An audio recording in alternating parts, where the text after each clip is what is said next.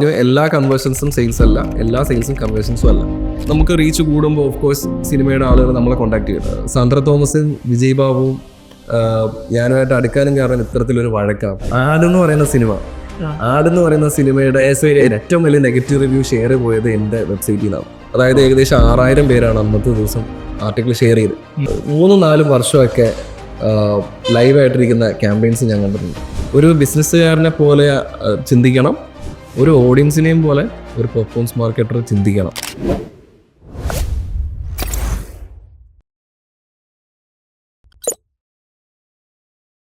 പുതിയൊരു episode E-com ഷോൻ്റെ ഇന്ന് നമ്മളെ കൂടെ ഉള്ളത് അബ്ദുൽ കലാം. കലാമിനെ കുറിച്ച് കൂടുതൽ പറയണമെങ്കിൽ അതിന് ബെസ്റ്റ് ആൾ കലാം തന്നെയാണ്. So over to Kalam no. Kalam, welcome to the show.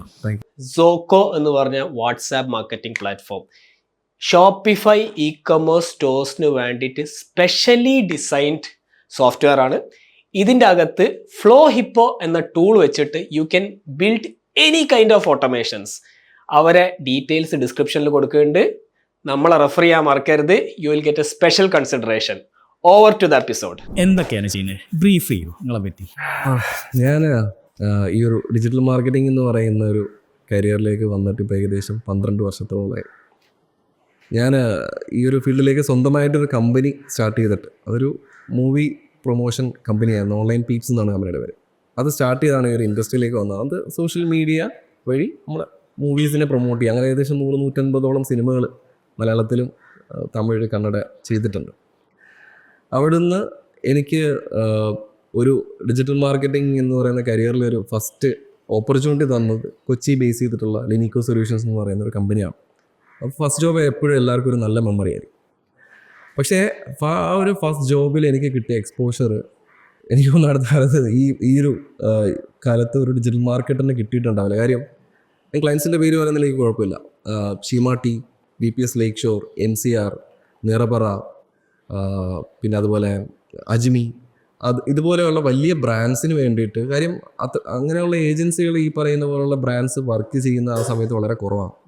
അപ്പോൾ ഒരു ഫസ്റ്റ് ജോബിൽ തന്നെ ഇത്രയും വലിയൊരു ലോട്ടറി അടിക്കുക എന്ന് പറയുന്നത് എന്നെ സംബന്ധിച്ചോളം അവർ ഇത്രയും വലിയ എക്സ്പീരിയൻസ് ആയിട്ടുള്ള ഒരു ബ്രാൻഡുകളുടെ കൂടെ ഡിജിറ്റൽ മാർക്കറ്റിംഗ് രംഗത്ത് വർക്ക് ചെയ്യാൻ കഴിഞ്ഞു എന്നുള്ളത് എനിക്ക് എന്നെ സംബന്ധിച്ചോളം ആ ഒരു സമയത്ത് എനിക്ക് എക്സ്പോഷർ ഉണ്ടാക്കി തന്നിട്ടുണ്ട്. പിന്നെ അതിനുശേഷം ഞാൻ മുത്തൂറ്റിൽ ഹെഡ് ഓഫ് ഡിജിറ്റലായിട്ട്. ഓൺലൈൻ പീപ്സിന് ശേഷമാണ് ഈ ജോലി?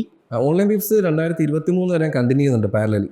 ഓക്കെ, അതിന് സ്റ്റാഫും കാര്യങ്ങളൊക്കെ ഉണ്ടായിരുന്നു. അതാണ് ആദ്യത്തെ നിങ്ങളെ സംരംഭം, സ്വന്തം സംരംഭം എന്ന് പറയുന്നത്. അപ്പോൾ ഈ പറഞ്ഞ കമ്പനിയിൽ നിങ്ങൾ ജോയിൻ ചെയ്ത് അതിന്റെ മുമ്പായിരുന്നു? ഏതിനും ഓൺലൈൻ പീപ്സ് ആയിരുന്നു ഫസ്റ്റ്, അല്ലെങ്കിൽ ഈ ജോബ്? ഓൺലൈൻ പീപ്സ് ആയിരുന്നു ഫസ്റ്റ്. ഓക്കെ. അപ്പോൾ ഓൺലൈൻ പീപ്സുമായിട്ട് ബന്ധപ്പെട്ട ഒരു ഇഷ്യൂ വഴിയാണ് ഞാൻ ഈ ലെനിക്കോൻ്റെ ഓണറിനെ പരിചയപ്പെടുന്നത്. എൻ്റെ വെബ്സൈറ്റിലൊരു കണ്ടന്റ്, ഇവരുടെ സ്ഥാപനത്തിൽ വർക്ക് ചെയ്തിരുന്ന ഒരു വ്യക്തി എൻ്റെ കണ്ടന്റിൽ ഒരു കണ്ടന്റ് അടിച്ചു മാറ്റി.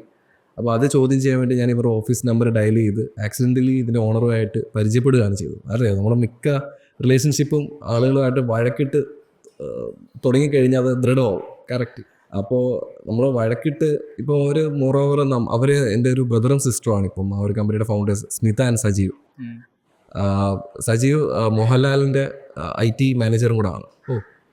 അപ്പോൾ ആ ഒരു എക്സ്പോഷർ ആ കമ്പനിയിൽ നിന്ന് ഓഫ് കോഴ്സ് എനിക്ക് കിട്ടിയിട്ടുണ്ട്. അപ്പോൾ ആ ഒരു ഇതാണ് എനിക്ക് മുത്തൂറ്റിലേക്കൊരു പാത ഒരുക്കിയത്. അതിനു മുമ്പ് മൂവി ഇൻഡസ്ട്രിയിൽ വർക്ക് ചെയ്ത ഒരാളെ ഞങ്ങൾ ആദ്യമായിട്ടാണ് പിന്നെ നമ്മളെ പോഡ്കാസ്റ്റിൽ കൊണ്ടുവരുന്നത്. ഞാൻ പിന്നെ അതിൻ്റെ അകത്തേക്ക് എത്തി. അത് ഞാൻ ഫിലിം ഇൻസ്റ്റിറ്റ്യൂട്ട് പ്രോഡക്റ്റ് ആയിരുന്നു. 10th കഴിഞ്ഞിട്ട് ഞാൻ ഈ സിനിമയോടുള്ളൊരു അഭിനിവേശം കാരണം ഞാൻ ഫിലിം ഇൻസ്റ്റിറ്റ്യൂട്ടിൽ എഡിറ്റിംഗ് പഠിക്കാൻ പോയി. അപ്പം നമ്മുടെ റീസെൻ്റ്ലി ടെൻത്ത് കഴിഞ്ഞാൽ ഫിലിം ഇൻസ്റ്റിറ്റ്യൂട്ടിൽ പോവാം. എഡ്യൂക്കേഷൻ ഒരു സിനിമയിൽ ഒരു സ്കില്ല് പഠിക്കാൻ എഡ്യൂക്കേഷൻ ഒരു പ്രശ്നമാണെന്ന് ഞാൻ വിശ്വസിക്കുന്നില്ല. ഓക്കെ. അപ്പോൾ അത് ഫോട്ടോഗ്രാഫി ആണെങ്കിലും അത് ഒരു ബേസിക് എഡ്യൂക്കേഷൻ നമ്മൾ ഉണ്ടാക്കുക എന്നുള്ളത്. പക്ഷേ അന്ന് 10th കഴിഞ്ഞിട്ട് എനിക്ക് പോകാൻ തോന്നിയത് +1 അല്ല ഞാൻ പോയത്. ഞാൻ ഫിലിം എഡിറ്റിംഗ് പഠിക്കാൻ പോയി. അപ്പോൾ ഫിലിം ഏത് ഇയർ ആയിരുന്നു? 2009. 2009. അതെ. ഓക്കെ. അപ്പോൾ ഞാൻ ഫിലിം എഡിറ്റിംഗ് പഠിക്കാൻ പോയി. അപ്പോൾ എൻ്റെ ബാച്ചിൽ പഠിച്ച പ്രശോഭ് ആൻഡ് ഫായിസ് ഇപ്പോൾ ഐ എം സോ ഹാപ്പി. കാര്യം 1000 ബേബീസ് ഇപ്പം ഡിസ്നിയിൽ ട്രെൻഡിങ് ആയിട്ടിരിക്കുന്ന 1000 ബേബീസ്, മമ്മൂക്കേൻ്റെ ക്രിസ്റ്റഫർ, പിന്നെ അതുപോലെ നമ്മുടെ ഓപ്പറേഷൻ ജാവ ഇതിൻ്റെയൊക്കെ ക്യാമറമാൻ ഫൈസ് സിദ്ദീഖ് എൻ്റെ കൂടെ ഇൻസ്റ്റിറ്റ്യൂട്ടിൽ പഠിച്ച ആളാണ്. സിനിമാറ്റോഗ്രഫിയാണ് അവൻ പഠിച്ചത്. പ്രശോഭ് വിജയൻ അടി പോലുള്ള സിനിമകളുടെ ഡയറക്ടറാണ്. ബാക്കി സിനിമകൾ ഞാൻ ഓർക്കുന്നില്ല പെട്ടെന്ന്. അപ്പോൾ ആ ഒരു മൂവി ബാക്ക്ഗ്രൗണ്ട് എനിക്ക് അവിടെ നിന്ന് കിട്ടി. അപ്പം ഇവർ ഏകദേശം നല്ലൊരു 3-4 വർഷത്തെ ഒരു സ്ട്രഗിൾ ഉണ്ടായിരുന്നു ഇവർക്കും ഈ ഒരു മെയിൻ സ്ട്രീം സിനിമയിലേക്ക് വരാൻ. പക്ഷെ എന്നെ സംബന്ധിച്ചോളം ഞാനൊരു FB പേജ് ക്രിയേറ്റ് ചെയ്തു, ഒരു വെബ്സൈറ്റ് ക്രിയേറ്റ് ചെയ്തു. പയ്യെ സോഷ്യൽ ഫോളോവേഴ്സ് കൂടി ഏകദേശം 5 ലക്ഷം ഫോളോവേഴ്സായി. എനിക്ക് ഏകദേശം ആദ്യത്തെ ഒരു മാസം തന്നെ 17,000 ഫോളോവേഴ്സ് ആയിരുന്നു. അത് ജസ്റ്റ് സിനിമ കണ്ടന്റ്, അതായത് മമ്മൂക്കയുടെ ഫോട്ടോ, ലാലേട്ടൻ്റെ ഫോട്ടോ, അങ്ങനെയുള്ള പിക്ചേഴ്സ് ഷെയർ ചെയ്ത് പയ്യെ ഫോളോവേഴ്സ് ഇൻക്രീസ്. ഫേസ്ബുക്ക് പേജ് ആയിരുന്നു. Facebook page. ആ ഫേസ്ബുക്ക് പേജ് ബിൽഡ് ചെയ്ത് അവിടെ നമുക്ക് റീച്ച് കൂടുമ്പോൾ ഓഫ് കോഴ്സ് സിനിമയുടെ ആളുകൾ നമ്മളെ കോൺടാക്ട് ചെയ്യുന്നു. അല്ല, അങ്ങനെ ഫേസ്ബുക്ക് പേജ് ക്രിയേറ്റ് ചെയ്യാൻ ആ ഒരു തോട്ട് പ്രോസസ് ഒക്കെ നിങ്ങൾ എഡിറ്റിങ്ങിനാണ് പോയത്. പക്ഷേ 2009 ഫേസ്ബുക്ക് അക്കൗണ്ട് ക്രിയേറ്റ് ചെയ്ത ഒരാളാണ് ഞാൻ. ഫേസ്ബുക്കിന്റെ ആ ഒരു റീച്ചും നമ്മുടെ പ്രൊഫൈലിൽ ഇടുമ്പോൾ തന്നെ ഏകദേശം ഒരു ഫോട്ടോയ്ക്ക് പണ്ട് ഈ please like my profile picture bro എന്ന് പറഞ്ഞ കാലഘട്ടത്തിലാണ് നമ്മൾ ജീവിച്ചിരുന്നത്. കറക്റ്റ്. അപ്പോൾ ആ സമയത്ത് നമ്മുടെ പ്രൊഫൈലിന്റെ റീച്ച് ഭീകരമായിരുന്നു. അന്ന് ആ സമയത്ത് നമ്മൾ ആ ഒരു ടെക് എന്തൂസിയാസം നമുക്ക് പണ്ടേ ഉണ്ട്. അപ്പോൾ അതിന്റെ ഭാഗമായിട്ട് ഒരു ഫേസ്ബുക്ക് പേജ് എന്ന് പറയുന്നൊരു ഫീച്ചർ ഉണ്ടെന്നും കാര്യം ഒരുപാട് പേജുകൾ നമ്മൾ കാണുന്നുണ്ട്. ആ സമയത്ത് കുറെ ഭയങ്കര ഹിറ്റ് ആയിട്ടുള്ള ടിൻറ്റുമോന്റെ പേജുകളൊക്കെ ഉണ്ടല്ലോ. ICU ആ സമയത്ത് ചാലു യൂണിയൻ. അപ്പോൾ അങ്ങനെയുള്ള പേജസ് ഒക്കെ വരികയും അപ്പം അത്തരത്തിലൊരു പേജ് എനിക്കും ഉണ്ടാക്കണം എന്നുള്ളൊരു പേരിൽ അപ്പം ഓൺലൈൻ പീപ്സ് എന്നുള്ളൊരു പേര് നേടാൻ കാര്യം സത്യം പറഞ്ഞാൽ പീപ്പ് എന്ന് പറഞ്ഞാൽ ഒളിഞ്ഞു നോട്ടം എന്നാ പീപ്പ്. പക്ഷേ പീപ്പിൾസിന്റെ ഷോർട്ട് ഫോമാണ് പീപ്സ് എന്ന് പറയുന്നത്. അങ്ങനെ ഞാൻ ഓൺലൈൻ പീപ്സ് എന്നുള്ളൊരു പേരിടുകയും അത്തരത്തിലൊരു പേജ് ബിൽഡ് ചെയ്യുക ചെയ്തത്. പിന്നെ വെബ്സൈറ്റ് സ്റ്റാർട്ട് ചെയ്തു. പിന്നെ ഏകദേശം 1.5 വർഷത്തോളം കഴിഞ്ഞിട്ടാണ് റവന്യൂ വന്നു തുടങ്ങുന്നത്. അത് സാന്ദ്ര തോമസും വിജയ് ബാബുവും ഞാനുമായിട്ട് അടുക്കാനും കാരണം ഇത്തരത്തിലൊരു വഴക്കാണ്. ആടെന്ന് പറയുന്ന സിനിമ, ആടെന്ന് പറയുന്ന സിനിമയുടെ ഏറ്റവും വലിയ നെഗറ്റീവ് റിവ്യൂ ഷെയർ പോയത് എൻ്റെ വെബ്സൈറ്റിൽ നിന്നാണ്. അതായത് ഏകദേശം 6000 പേരാണ് അന്നത്തെ ദിവസം ആർട്ടിക്കിൾ ഷെയർ ചെയ്ത്. അത്ര ആവശ്യമല്ല. നമുക്ക് ആ സിനിമ ആ സമയത്ത് നിങ്ങൾ ശ്രദ്ധിച്ചിട്ടുണ്ടാവും, വർക്കായില്ലായിരുന്നു ആളുകൾക്ക്. ആട് സിനിമ റിലീസ് ചെയ്ത സമയത്ത് വർക്കായിട്ടില്ലായിരുന്നു. അപ്പം എന്ത് ചെയ്തെന്ന് വെച്ചാൽ ആളുകൾ നല്ല രീതിയിൽ നെഗറ്റീവ് പറഞ്ഞു. അപ്പം നമ്മൾ അതിനെ കാര്യം നമ്മുടെ റിവ്യൂറും പടം ഇഷ്ടം വർക്കായില്ല. അപ്പം അദ്ദേഹം നെഗറ്റീവ് റിവ്യൂ ആണ് ഇട്ടിരുന്നത്. ഇത് പക്ഷെ അവർക്ക് സത്യം പറഞ്ഞാൽ അത് നമ്മൾ പിന്നീട് അംഗീകരിച്ചു. നല്ലൊരു പടമായിരുന്നു, വളരെ ആ ഒരു മൂഡിൽ കാണേണ്ട പടമായിരുന്നു എന്ന രീതിയിൽ നമ്മൾ പിന്നീട് തിരിച്ചറിഞ്ഞു. പക്ഷെ ഇതിനെ ഒരു നിർമ്മാതാവ് എന്ന നിലയിൽ അത് വിഷമത്തോടു കൂടി ചോദ്യം ചെയ്യാൻ വേണ്ടി സാന്ദ്ര വിളിക്കുകയും ഞാനോട് സംസാരിക്കുകയും അവരുടെ പ്രശ്നം, അവരുടെ ആ വിഷമം ഞാൻ മനസ്സിലാക്കി ഞാൻ ആർട്ടിക്കിൾ ഡിലീറ്റ് ചെയ്തു. പക്ഷേ എനിക്ക് ഇപ്പോഴും ഒരു വിഷമം എന്ന് വെച്ചാൽ ഞാൻ ആ സമയത്ത് എൻ്റെ വെബ്സൈറ്റിലേക്ക് ട്രാഫിക് വന്നു, അതിൽ നിന്ന് റവന്യൂ ഉണ്ടായി. പക്ഷെ അതൊരു നിർമ്മാതാവിൻ്റെ അവിടെ നിന്ന് എടുക്കേണ്ടി വന്നു. നിർമ്മാതാവിൻ്റെ ഒരു വിഷമമായിരുന്നു, ഞാനൊരു കാരണക്കാരനായിരുന്നു എന്നുള്ളത്. പിന്നീട് ഫ്രൈഡേ ഫിലിംസുമായിട്ട് ഒരുപാട് അസോസിയേറ്റ് ചെയ്യാൻ കഴിഞ്ഞു. അങ്ങനെ നല്ലൊരു എക്സ്പോഷർ മൂവി ഇൻഡസ്ട്രിയിൽ നിന്ന് കിട്ടിയിട്ടുണ്ടായി. അങ്ങനെ അത്യാവശ്യം മമ്മൂക്കയുടെ പടങ്ങൾ ചെയ്തിട്ടുണ്ട്, അങ്കമാലി ഡയറീസ് ചെയ്തിരുന്നു. അങ്ങനെ ബിൽഡ് ചെയ്ത് എടുത്തൊരു ബ്രാൻഡായിരുന്നു ഓൺലൈൻ പീപ്സ്. അപ്പം ഞാൻ പറഞ്ഞില്ല നേരത്തെ, ഒരു വഴക്കിൽ നിന്നാണ് എനിക്ക് ലെനിക്കോ സൊല്യൂഷനിലേക്ക് ഒരു എൻട്രി കിട്ടുന്നത്. അതും അവിടുത്തെ ഹെഡ് ഓഫ് ഡിജിറ്റലാണ്. First job head of digital. അന്നത്തെ കാലത്ത് എന്ന് പറയുമ്പോൾ ഇപ്പോൾ നമ്മുടെ ഡിജിറ്റൽ മാർക്കറ്റിങ്ങിൽ ഇപ്പോഴാണ് ഒരു എക്സ്പെർട്ടൈസ് സെപ്പറേറ്റ് പൊസിഷൻസ് വന്നു തുടങ്ങിയത് അല്ലേ. Paid add specialist, I mean performance marketer,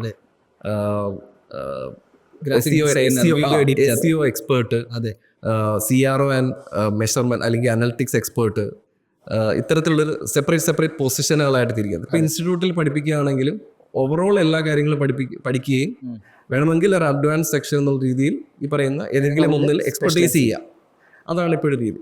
പണ്ടത്തെ കാലത്ത് എന്ന് പറയുമ്പോൾ നമ്മൾക്ക് സെൽഫ് ടോട്ടാണ് അല്ലേ. നമ്മളെ ഒരു ഇൻസ്റ്റിറ്റ്യൂട്ടിൽ പഠിക്കാനോ അന്ന് ഇല്ലതാനും അങ്ങനെ ഇല്ലായിരുന്നു. നമ്മളപ്പോൾ സെൽഫ് ടോട്ടാണ്.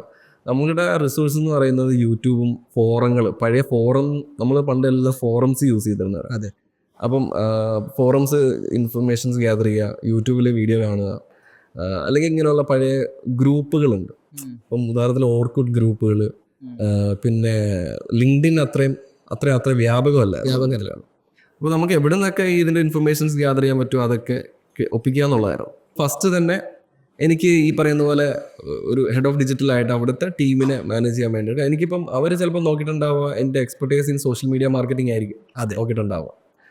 അപ്പോൾ ഞാൻ ഈ പറയുന്ന ഒരു ഏകദേശം ഒരു 8 മെമ്പർ ടീമിനെ എനിക്ക് മാനേജ് ചെയ്യാൻ കഴിഞ്ഞു. ഏകദേശം 6 വർഷത്തോളം ഞാൻ അവർക്ക് വേണ്ടിയിട്ട് വർക്ക് ചെയ്യാൻ കഴിഞ്ഞു. കാര്യം 4 വർഷത്തോളം ഇൻ ഓഫീസും 2 വർഷം ഞാൻ ഹൈബ്രിഡ് ആയിട്ട്, ഐ മീൻ ഞാൻ ഓഫീസിലില്ലായിരുന്നു, അല്ലാതെ ഞാൻ ആ സമയത്ത് മുത്തൂറ്റിൽ വർക്ക് ചെയ്യുന്നുണ്ടായിരുന്നു. റൈറ്റ്. അപ്പോൾ മുത്തൂറ്റിൽ ആദ്യത്തെ ഹെഡ് ഓഫ് ഡിജിറ്റൽ ഞാൻ, ഐ മീൻ അങ്ങനെ പൊസിഷൻ അവിടെ ഇല്ലായിരുന്നു. അവരത് ആ ഒരു പൊസിഷൻ ബിൽഡ് ചെയ്യായിരുന്നു. ബോർഡ് മീറ്റിംഗ് കൂടിയിട്ടാണല്ലോ അങ്ങനത്തെ അടുത്തുള്ള കമ്പനീസ്. അപ്പോൾ അവിടെ ഇനി ആ ഒരു റെക്കോർഡ് എനിക്കാണ്. കാര്യം അവിടെ എത്ര പേര് ഇനി വന്നാലും ഫസ്റ്റ് പൊസിഷൻ എൻ്റെതായിരുന്നു. അതെ. അപ്പം 1 വർഷത്തോളം ഞാൻ അവിടെ വർക്ക് ചെയ്തു. അതിനുശേഷം എനിക്കൊരു US ബേസ്ഡ് ആയിട്ടുള്ള എഡി പമ്പ് എന്ന് പറയുന്ന ഒരു B2B കമ്പനി, അതിൽ അവർ ഹെവി എക്യുപ്മെൻറ്റ്സ് മോട്ടേഴ്സ് ബിൽഡ് ചെയ്യുന്ന ഒരു കമ്പനിയാണ്. അതിപ്പം ഡ്രഡ്ജിങ്ങിന് യൂസ് ചെയ്യുന്ന അല്ലെങ്കിൽ സ്യൂയേജ് വാട്ടർ ട്രീറ്റ്മെൻറ്റ് ഉപയോഗിക്കുന്ന വലിയ മോട്ടറുകൾ. അപ്പം അവിടെയാണ് എനിക്ക് ഈ പറയുന്ന പോലെ ഇൻ്റർനാഷണൽ ലെവലിലുള്ള എക്സ്പോഷർ ഐ മീൻ ക്യാമ്പയിൻസ് ചെയ്യാൻ വേണ്ടിയിട്ടുള്ളൊരു അവസരവും കിട്ടുന്നത്. അപേക് റീജിയൻ, അതുപോലെ തന്നെ ലാറ്റിൻ അമേരിക്കൻ കൺട്രീസിലോട്ടുള്ള ഒരു വളരെ എന്താ പറയുന്ന അക്കൗണ്ട് ബേസ്ഡ് ആയിട്ടുള്ള ഒരു സെഗ്മെൻറ്റൈസ് ചെയ്തിട്ടുള്ള ഒരു ക്യാമ്പയിൻ സ്ട്രക്ചറൊക്കെ എനിക്ക് കൈ തെളിഞ്ഞത് സത്യം പറഞ്ഞാൽ എഡി പമ്പ് വർക്ക് ചെയ്തപ്പോഴാണ്. അവിടെ 4 മാസം കഴിഞ്ഞപ്പോൾ സത്യം പറഞ്ഞാൽ ഇങ്ങനെയുള്ള കമ്പനീസിൽ നമ്മൾ ഇങ്ങനെ വർക്ക് ഫ്രം ഹോം ചെയ്യുന്ന സമയത്തുള്ളൊരു നെഗറ്റീവ് ആസ്പെക്റ്റ് എന്താണെന്ന് വെച്ചാൽ നമുക്ക് എപ്പോൾ വേണമെങ്കിലും ഒരു ടെർമിനേഷൻ വരാം. അവരെന്ത് ചെയ്തു, അവരുടെ നമ്മുടെ ഇന്ത്യയിലെ ഓപ്പറേഷൻസ് കംപ്ലീറ്റ്ലി സ്റ്റോപ്പ് ചെയ്തിട്ട് ഫിലിപ്പീൻസിലെ റിസോഴ്സിന് ചീപ്പാണ്. അവർ കംപ്ലീറ്റ് ഓപ്പറേഷൻസ് ഫിലിപ്പീൻസിലേക്ക് വിയറ്റ്നാം, ഫിലിപ്പീൻസ് ഒക്കെ വളരെ. അപ്പോൾ നമ്മുടെ ഏകദേശം 5 lakhs പെർ മന്ത് സാലറി ഉണ്ടായിരുന്ന പൊസിഷനിലുള്ള ഞങ്ങളുടെ ഹെഡ് അടക്കം അവർ ടെർമിനേറ്റ് ചെയ്തു. പെട്ടെന്ന് ഒരു ജസ്റ്റ് രാവിലെ അപ്പം ഒരു മെമ്മോ വന്നു, മെയിൽ വന്നു. അപ്പോൾ തന്നെ നിങ്ങളെല്ലാവരും, പക്ഷെ അവർ ഒരു കാര്യം കറക്റ്റ് ചെയ്തതെന്ന് വെച്ചാൽ അവർ അന്ന് വരെയുള്ള പേ കറക്റ്റായിട്ട് ഒരു 3 daysനുള്ളിൽ വന്നു എന്നുള്ളതാണ്. പക്ഷെ അവരത് പ്രീ പ്ലാൻഡ് ആയത്. കാര്യം ഒരു ഫണ്ട് അവിടെ നിന്ന് വെച്ചാൽ ഏകദേശം ഒരു 7 to 8 ദിവസം ആവാതെ കിട്ടത്തില്ലല്ലോ. പക്ഷേ പേയ്മെൻറ്റ് 3 ദിവസം കഴിഞ്ഞു. അതായത് അവർ ഓൾറെഡി പ്രീ പ്ലാൻഡ് ആയത്. പക്ഷെ അങ്ങനെ ഒരു ചതി അവരോട് കാണിച്ചു. അങ്ങനെ എഡി പമ്പിൽ നിന്ന് ഇങ്ങനെ ജോലി നഷ്ടപ്പെട്ട് ഒരു പുതിയ ഓപ്പർച്യൂണിറ്റി നോക്കി നിന്നിരുന്ന സമയത്താണ് എനിക്ക് എജുപോർട്ടിലേക്ക് അവസരം വരുന്നത്. ഓക്കെ. അപ്പോൾ അത് എജുപോർട്ടിൽ എങ്ങനെയായിരുന്നു? ഫൗണ്ടർ നേരെ വിളിച്ചതാണോ അല്ലെങ്കിൽ അപ്ലൈ ചെയ്തതാണോ? അല്ല, അവിടെ ഒരു കൊളീഗ് എന്ത് ചെയ്യും, ഇപ്പം നിലവിൽ അവിടെ ഉള്ള ഒരു കൊളീഗ് എനിക്ക് എന്നെ റെഫർ ചെയ്തു. അതെ, റെഫർ ചെയ്ത് ഡയറക്റ്റ്ലി, എനിക്കിപ്പോഴും ഓർമ്മയുണ്ട്, CEO ആൻഡ് ഫൗണ്ടർ ഡയറക്റ്റ്ലി എന്നെ ഇൻ്റർവ്യൂ ചെയ്യായിരുന്നു ഒരു വീഡിയോ പോകും. കറക്റ്റ്. അത് പറയുമ്പോൾ പിന്നെ അതിൽ ശരിക്കും നമ്മൾ ഈ നെറ്റ്വർക്കിൻ്റെ ഒരു എന്താ പറയുക ഇമ്പോർട്ടൻസ് ഞാൻ മനസ്സിലാക്കി. 90% കമ്പനീസും ഹയർ ചെയ്യുന്നത് ത്രൂ റെഫറലാണ്. അതെ, നമ്മൾ അറിയ പോലുമില്ല അങ്ങനെ ഒരു ജോബ് വേക്കൻസി. പല വീഡിയോസിലും കണ്ടിട്ടുണ്ട്. കോഫൗണ്ടേഴ്സിനെ ആളുകൾ ചൂസ് ചെയ്യുന്നത് നമ്മൾ അറിയുന്നവരെ കോഫൗണ്ടർ ആക്കണം എന്നൊക്കെ പറയില്ലേ, എന്ന് പറയുന്ന പോലെ തന്നെയാണ് ഈ കേസിൽ. കാര്യം വളരെ സ്കിൽഡ് ആയിട്ടുള്ള ഒരു വ്യക്തിനെ ഒരു പൊസിഷനിലേക്ക് നമുക്ക് കിട്ടാൻ വലിയ പ്രയാസം. കാര്യം എന്താ, ആ സ്കിൽഡ് ആയിട്ടുള്ളവർ ഏതെങ്കിലും കമ്പനി വർക്ക് ചെയ്തുകൊണ്ടിരിക്കുകയായിരിക്കും കമ്പനിയിൽ, അല്ലേ? അവരെ കിട്ടാന്നുള്ളത്, അവരെ പിന്നെ നമ്മൾ സാലറി ഹൈക്ക് കൊടുത്ത് തൂക്കുക എന്നുള്ളതാണ് സെക്കൻഡ് കാര്യം എന്ന് പറയുന്നത്. അല്ലാത്തവരെല്ലാവരും പല സ്ഥലത്തും വർക്കിംഗ് ആണ്. അപ്പോൾ ജോലി നിലവിൽ ഒരു ചേഞ്ച് നോക്കുന്നവരോ അല്ലെങ്കിൽ ജോലി നഷ്ടപ്പെട്ടവരോ ആയിരിക്കും ലിങ്ക്ഡിനിൽ ജോലി വിഗറസ് ആയിട്ട് നോക്കുക അല്ലെങ്കിൽ ഇൻഡീഡിൽ നോക്കുക ചെയ്യുന്നത്. അതെ. അപ്പം അവിടെ ഞാൻ പലർക്കും ഇങ്ങനെ സർവീസ് കൊടുക്കുന്നത്, ഐ മീൻ ഹയർ ചെയ്യാൻ വേണ്ടിയിട്ട് ഇൻ്റർവ്യൂ ചെയ്ത് കൊടുക്കും. അതെ. അപ്പോൾ ഈ പല കമ്പനീസിലും ഇങ്ങനെയുള്ള പൊസിഷൻസിൽ ഹയർ ചെയ്യാൻ പോകുന്ന ആളെ ഇൻ്റർവ്യൂ ചെയ്യാൻ ഉള്ള നോളജ് ഇൻ്റർവ്യൂ ചെയ്യുന്ന ആൾക്ക് ഉണ്ടാവണം. കറക്റ്റ്. അതുകൊണ്ട് തന്നെ അങ്ങനെയും ഒരു കൺസൾട്ടൻറ്റ് ഓപ്പർച്യൂണിറ്റീസ് എനിക്ക് വരാറുണ്ട്. ചില കമ്പനീസ് പറയും, കാരണം എൻ്റെ ഇവിടെ ഒരു കീ പൊസിഷനാണ്, ആ പൊസിഷനിലേക്ക് ഒന്ന് ഇൻ്റർവ്യൂ ചെയ്യാൻ ഹെൽപ്പ് ചെയ്യണം എന്ന് പറയും. അപ്പോൾ അതിന് ഞാൻ എൻ്റെ ഒരു ഫണ്ട് പറയും, അവരത് ആ ഒരു രീതിയിൽ ചെയ്യും. കറക്റ്റ്. അപ്പം അതൊരു വളരെ ഇമ്പോർട്ടൻ്റ് ഒരു കൺസേൺ ആണ് ഈ പറയുന്ന ഒരു കീ പൊസിഷൻ ഫില്ല് ചെയ്യാന്നുള്ളത്. അത് HR-മാർക്ക് സത്യം പറഞ്ഞാൽ വലിയൊരു ഹെഡേക്കാണ്, അല്ലേ? പറ്റും. അപ്പം ഞാനത് കാണുന്നതാണ്. കാര്യം ഇന്നൊരു കീ പൊസിഷനിലേക്കുള്ള ഹയറിങ് അവർക്ക് ആളെ കിട്ടാൻ സാധ്യത. അപ്പം സത്യം പറഞ്ഞാൽ ഫൗണ്ടേഴ്സിന് അത് നടക്കുന്നത് എങ്ങനെയാണെന്ന് വെച്ചാൽ, അവർ ഈ പറയുന്ന പോലെ ക്യാമ്പസ് പ്ലേസ്മെന്റ്സ് നടത്തുന്നത് കൂടാതെ അവർ നെറ്റ്വർക്കിങ്ങിലൂടെ ഈ ഒരു ഹയറിങ് അവർ സാധ്യമാക്കും. അപ്പോൾ ഇത് പറഞ്ഞപ്പം ഇനി നമുക്ക് പെർഫോമൻസ് മാർക്കറ്റിംഗിലേക്ക് വരാം. എന്താണ് പെർഫോമൻസ് മാർക്കറ്റിംഗ്? ഈ പെർഫോമൻസ് മാർക്കറ്റിംഗ് നമ്മൾ ഇപ്പോൾ നിലവിൽ സെർച്ച് എഞ്ചിൻ മാർക്കറ്റിംഗ് അല്ലെങ്കിൽ social media marketing, paid ads എന്ന് പറയാം. സത്യം പറഞ്ഞാൽ പെർഫോമൻസ് മാർക്കറ്റിംഗ് ഞാൻ വിശകലനം ചെയ്യുമ്പോൾ ഒരു പെയ്ഡ് ആഡ്സ് മാത്രമല്ല, ഈ പറയുന്ന ഒരു ബ്രാൻഡിൻ്റെ വളർച്ചയ്ക്ക് പെർഫോമൻസിന് വേണ്ടിയിട്ട് നമ്മൾ എന്തരം മാർക്കറ്റിംഗ് ചെയ്യുന്നു അതെല്ലാം പെർഫോമൻസ് മാർക്കറ്റ് ചെയ്യാം. അതെ. പക്ഷെ ആ ടേം ഇപ്പോൾ യൂഷ്വലി യൂസ് ചെയ്യുന്നത് നമ്മൾ പെയ്ഡ് ആഡ്സിന് വേണ്ടിയിട്ടാണ്. ആ കേസിൽ പറയുമ്പോൾ SEO നമുക്ക് അറിയാലോ. ഇപ്പം ഓൾറെഡി നിങ്ങൾ SEO റിലേറ്റഡ് ആയിട്ടുള്ള ഒരുപാട് ചർച്ചകൾ നടത്തി. SEO ഒരു ലോങ് ടേം ഇൻവെസ്റ്റ്മെൻ്റ് ആണ്. ഒരു ഷോർട്ട് ടേം ഗെയിൻസിന് നമുക്ക് അതിന് കൺസിഡർ ചെയ്യാൻ പറ്റില്ല. പക്ഷെ അത് വെർത്തായിട്ടുള്ള ഒരു ഇൻവെസ്റ്റ്മെൻ്റ് ആണ്. പക്ഷെ അതേസമയം ബ്രാൻഡുകൾക്ക് ഓഫ് കോഴ്സ് റവന്യൂ വേണം അല്ലേ. അപ്പം അത് സർവൈവ് എക്സിസ്റ്റൻസ് വേണമെങ്കിൽ അവർക്ക് പെട്ടെന്ന് തന്നെ ആ റവന്യൂ ബിൽഡ് ചെയ്തെടുക്കേണ്ടതുണ്ട്. ആ ഒരു റണ്ണിങ് കോസ്റ്റ് വേണമല്ലോ. അപ്പോൾ ആ ഒരു ഷോർട്ട് ടൈം റിസൾട്ട്സിന് വേണ്ടിയിട്ട് ഒരു ബ്രാൻഡിന് അല്ലെങ്കിൽ സ്മോൾ ബിസിനസ്സിന് അല്ലെങ്കിൽ ഏതൊരു ബിസിനസ്സിനും റിലേ ചെയ്യാൻ പറ്റുന്ന ഒരു ഏരിയയാണ് പെർഫോമൻസ് മാർക്കറ്റിംഗ് എന്ന് പറയുന്നത്. അതെ. അപ്പോൾ ഇതിൽ നമ്മൾ ഒരു ബിസിനസ്സിന് പൈസ മുടക്കി കഴിഞ്ഞാൽ അതിന് ഒരു റിട്ടേൺസ് വേണം. അതാണ് ഇതിൻ്റെ മെയിൻ ഒരു ഡാറ്റ, ഒരു കാൽക്കുലേഷൻ എന്ന് പറയുന്നത്. അതായത് നമ്മൾ ഒരു 1000 രൂപ ആഡിന് വേണ്ടി സ്പെൻഡ് ചെയ്ത് കഴിഞ്ഞാൽ നമുക്കതിലൊരു 2000 രൂപ തിരിച്ച് കിട്ടണം. അതെ അല്ലേ? അതാണ് ഇതിൻ്റെ ഒരു മിനിമം ബിസിനസ് എന്ന് പറയുന്നത്. പെട്ടിയിൽ കാശ് വീഴണം, അതാണ് ഇതിൻ്റെ ചുരുക്കി പറയുക. അപ്പോൾ നമുക്ക് ആ ഒരു ഇച്ചിരി ടോപ്പിക്കിലേക്ക് വരാം. അതായത് ഡാറ്റ ഡ്രിവൺ പെർഫോമൻസ് മാർക്കറ്റിംഗ്. നമുക്ക് പൊതുവേ നമ്മൾ ആളുകളുടെ ലിങ്ക്ഡിൻ പ്രൊഫൈൽസിലും അതുപോലെ തന്നെ ആർട്ടിക്കിൾസിലും ഒക്കെ എന്താണ് I M A data driven performance marketing professional. സത്യത്തിൽ എത്രത്തോളം അതിനെ അതിൻ്റെ വ്യാപ്തി അല്ലെങ്കിൽ അതിൻ്റെ ആഴങ്ങളിലേക്ക് ഇറങ്ങി ചെന്ന് മനസ്സിലാക്കിയിട്ടാണ് അവരത് പറയുന്നത് എന്നുള്ളത് ഒന്ന് റീതിങ്ക് ചെയ്യണം. കാര്യം എത്രത്തോളം ആളുകൾ കറക്റ്റായിട്ട് ഡാറ്റ ഡ്രിവൺ പെർഫോമൻസ് മാർക്കറ്റിംഗ് ചെയ്യുന്നുണ്ട് എന്നുള്ളത് നമ്മൾ പരിശോധിക്കേണ്ടതാണ്. പിന്നെ അതുപോലെ തന്നെ എനിക്ക് ഇപ്പോഴും ഈ ഇൻസ്റ്റിറ്റ്യൂട്ടുകളുടെ സിലബസ് ഒന്നും ഇപ്പോഴും എനിക്ക് അറിയത്തില്ല. ഇനി എത്രത്തിലാണ് സിലബസ് കൊടുക്കുന്നതൊക്കെ. അവരിലൊക്കെ ഈ ഡാറ്റ ഡ്രിവൺ ആയിട്ടാണോ എന്നും എനിക്കറിയില്ല. കാര്യം ഒരു പെർഫോമൻസ് മാർക്കറ്റ് എന്ന് പറയുന്ന ആ ഒരു ഏരിയയിൽ ഫോക്കസ് ചെയ്യുന്ന ഒരാൾ അവിടെ എന്തൊക്കെ ഡാറ്റയാണ് ട്രാക്ക് ചെയ്യേണ്ടത്, എന്തൊക്കെ ഡാറ്റ ട്രാക്ക് ചെയ്താലാണ് പെർഫോമൻസ് ഇൻക്രീസ് ചെയ്യാൻ പറ്റുന്നത് അല്ലെങ്കിൽ ഒപ്റ്റിമൈസ് ചെയ്യാൻ പറ്റുന്നത് എന്നുള്ളത് മനസ്സിലാക്കുന്നുണ്ടോ എന്ന് എനിക്ക് സംശയമുണ്ട്. കാര്യം ഒരു പെർഫോമൻസ് മാർക്കറ്റർ ആദ്യം മനസ്സിലാക്കേണ്ടത് ബ്രൗസറിനെയാണ്. ഞാൻ അങ്ങനെ പറയും ആദ്യം. കാര്യം ബ്രൗസർ കാര്യം മനസ്സിലാക്കുന്ന വെച്ചാൽ ഒരു യൂസർ എപ്പോഴും ഒരു സൈറ്റ് ലോഗിൻ ചെയ്യുന്നതോ അല്ലെങ്കിൽ ഒരു ആഡ് കണ്ട് വന്ന് ലാൻഡ് ചെയ്യുന്നത് ഒരു ബ്രൗസർ ഓപ്പൺ ആയിട്ടാണ്. ക്രോം പോലത്തെ. അതെ, യെസ്. അപ്പം ഇത്തരത്തിൽ ഒരു ബ്രൗസറിൽ എന്തൊക്കെ ഡാറ്റയാണ് ഒരു കസ്റ്റമറിൻ്റെ സൂക്ഷിക്കുന്നത്. ഇവിടെ ഒരു കുക്കീസ് എന്ന് പറഞ്ഞ സാധനമുണ്ട്, സെഷൻ ഡ്യൂറേഷൻ ഉണ്ട്, സെഷൻ ടൈം ഉണ്ട്, അതുപോലെ തന്നെ ബൗൺസ് റേറ്റ് ഉണ്ട്.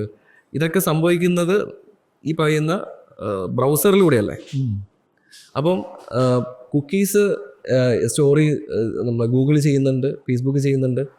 അപ്പോൾ ഈ കുക്കീസ് സ്റ്റോർ ചെയ്യുന്നത് ബ്രൗസറിലാണ്.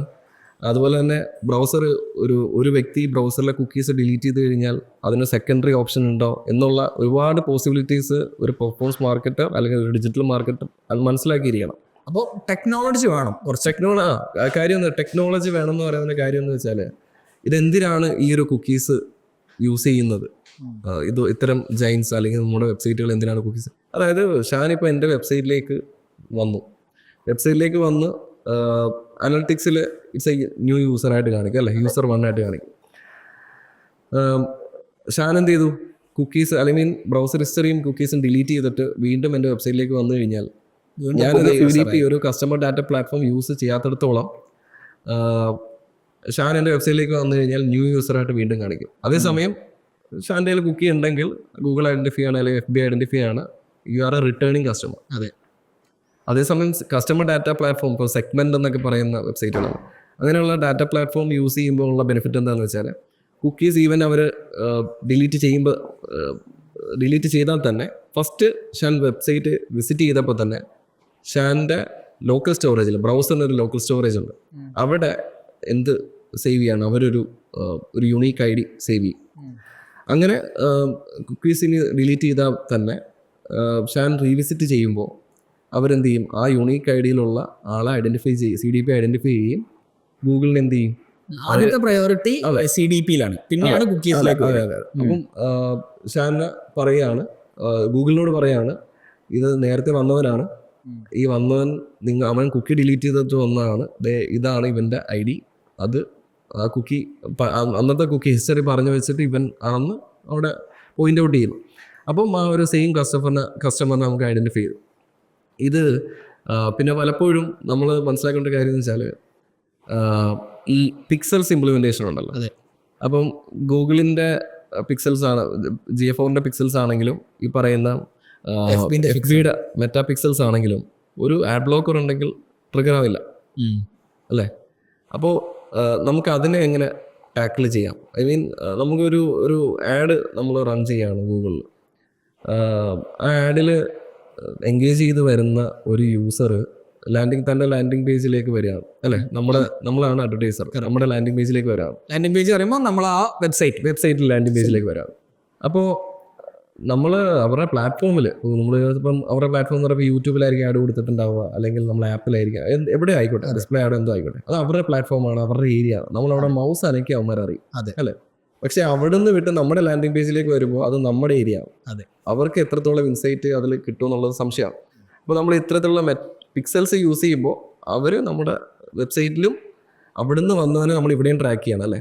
പക്ഷെ ഒരു ബ്ലോക്കർ അല്ലെങ്കിൽ ഒരു ആഡ് ബ്ലോക്കർ ഉണ്ടെങ്കിൽ അവന് ആ ഡാറ്റ കിട്ടുന്നില്ല. അവിടെ ഞാനൊരു യൂസറിനെ അങ്ങോട്ട് പറഞ്ഞു വിട്ടിരുന്നു, അവനിപ്പോൾ അവിടെ എന്തോ ചെയ്യുന്നതെന്ന് എനിക്കറിയില്ല. പക്ഷേ ആയിക്കട്ടെ, ഈ ആഡ് ബ്ലോക്കേഴ്സ് യൂസ് ചെയ്യുന്ന ആൾക്കാർ എത്ര പെർസെൻറ്റേജ് ഉണ്ടാവും അതിനകത്ത്? ബ്രേവ് ബ്രൗസേഴ്സിനൊക്കെ ഇൻബിൽഡ് ആയിട്ട് ആഡ് ബ്ലോക്കേഴ്സ് ഉണ്ട്. പിന്നെ ചില ഫോൺസിനൊക്കെ, ആപ്പിൾ യൂസേഴ്സിനൊക്കെ ചിലവർക്ക് ഇങ്ങനെ കാണാറുണ്ട്. അപ്പം അതിലൊരു 5 to 10% എടുത്തോ. എന്നാൽ തന്നെ അവിടെ നിന്ന് വരുന്ന കൺവേർഷൻസ് ട്രാക്ക് ചെയ്യാൻ പറ്റാഴിക എന്ന് പറയുന്നത് വലിയൊരു പ്രശ്നം തന്നെയാണ്. കറക്റ്റ്.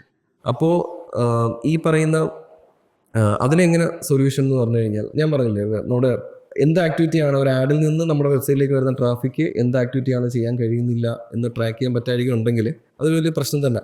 അപ്പോൾ നമുക്ക് എന്താ ചെയ്യാൻ പറ്റുന്നത് വെച്ച് കഴിഞ്ഞാൽ, ഞാൻ പറഞ്ഞാൽ അവൻ വന്ന് നമ്മുടെ വെബ്സൈറ്റിലേക്ക് വന്നൊരു പ്രോഡക്റ്റ് പർച്ചേസ് ചെയ്ത് കഴിഞ്ഞാൽ അത് ട്രാക്ക് ചെയ്യാൻ പറ്റുന്നില്ല, അതൊരു വലിയ പ്രശ്നമല്ലേ. അപ്പോൾ നമുക്കത് സെർവർ സൈഡ് ടാഗിങ് ചെയ്യാൻ പറ്റും.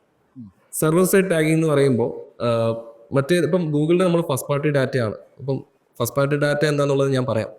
അപ്പം ഈ അതായത് നമ്മുടെ ആഡിൽ നിന്ന് നമ്മുടെ വെബ്സൈറ്റിലേക്ക് വരുന്ന ആളുകളുടെ ഡാറ്റ നമ്മൾ ഗൂഗിളിന് കൊടുത്താൽ മാത്രമേ നല്ല രീതിയിൽ ആഡ് ഒപ്റ്റിമൈസ് ആവത്തുള്ളൂ. അതിനെക്കുറിച്ച് നമുക്ക് വിശദമായിട്ട് പറയാം. അതിന് മുന്നേ നമുക്ക് ഇതെങ്ങനെ സോൾവ് ചെയ്യാം എന്നുള്ളത് സംസാരിക്കാം.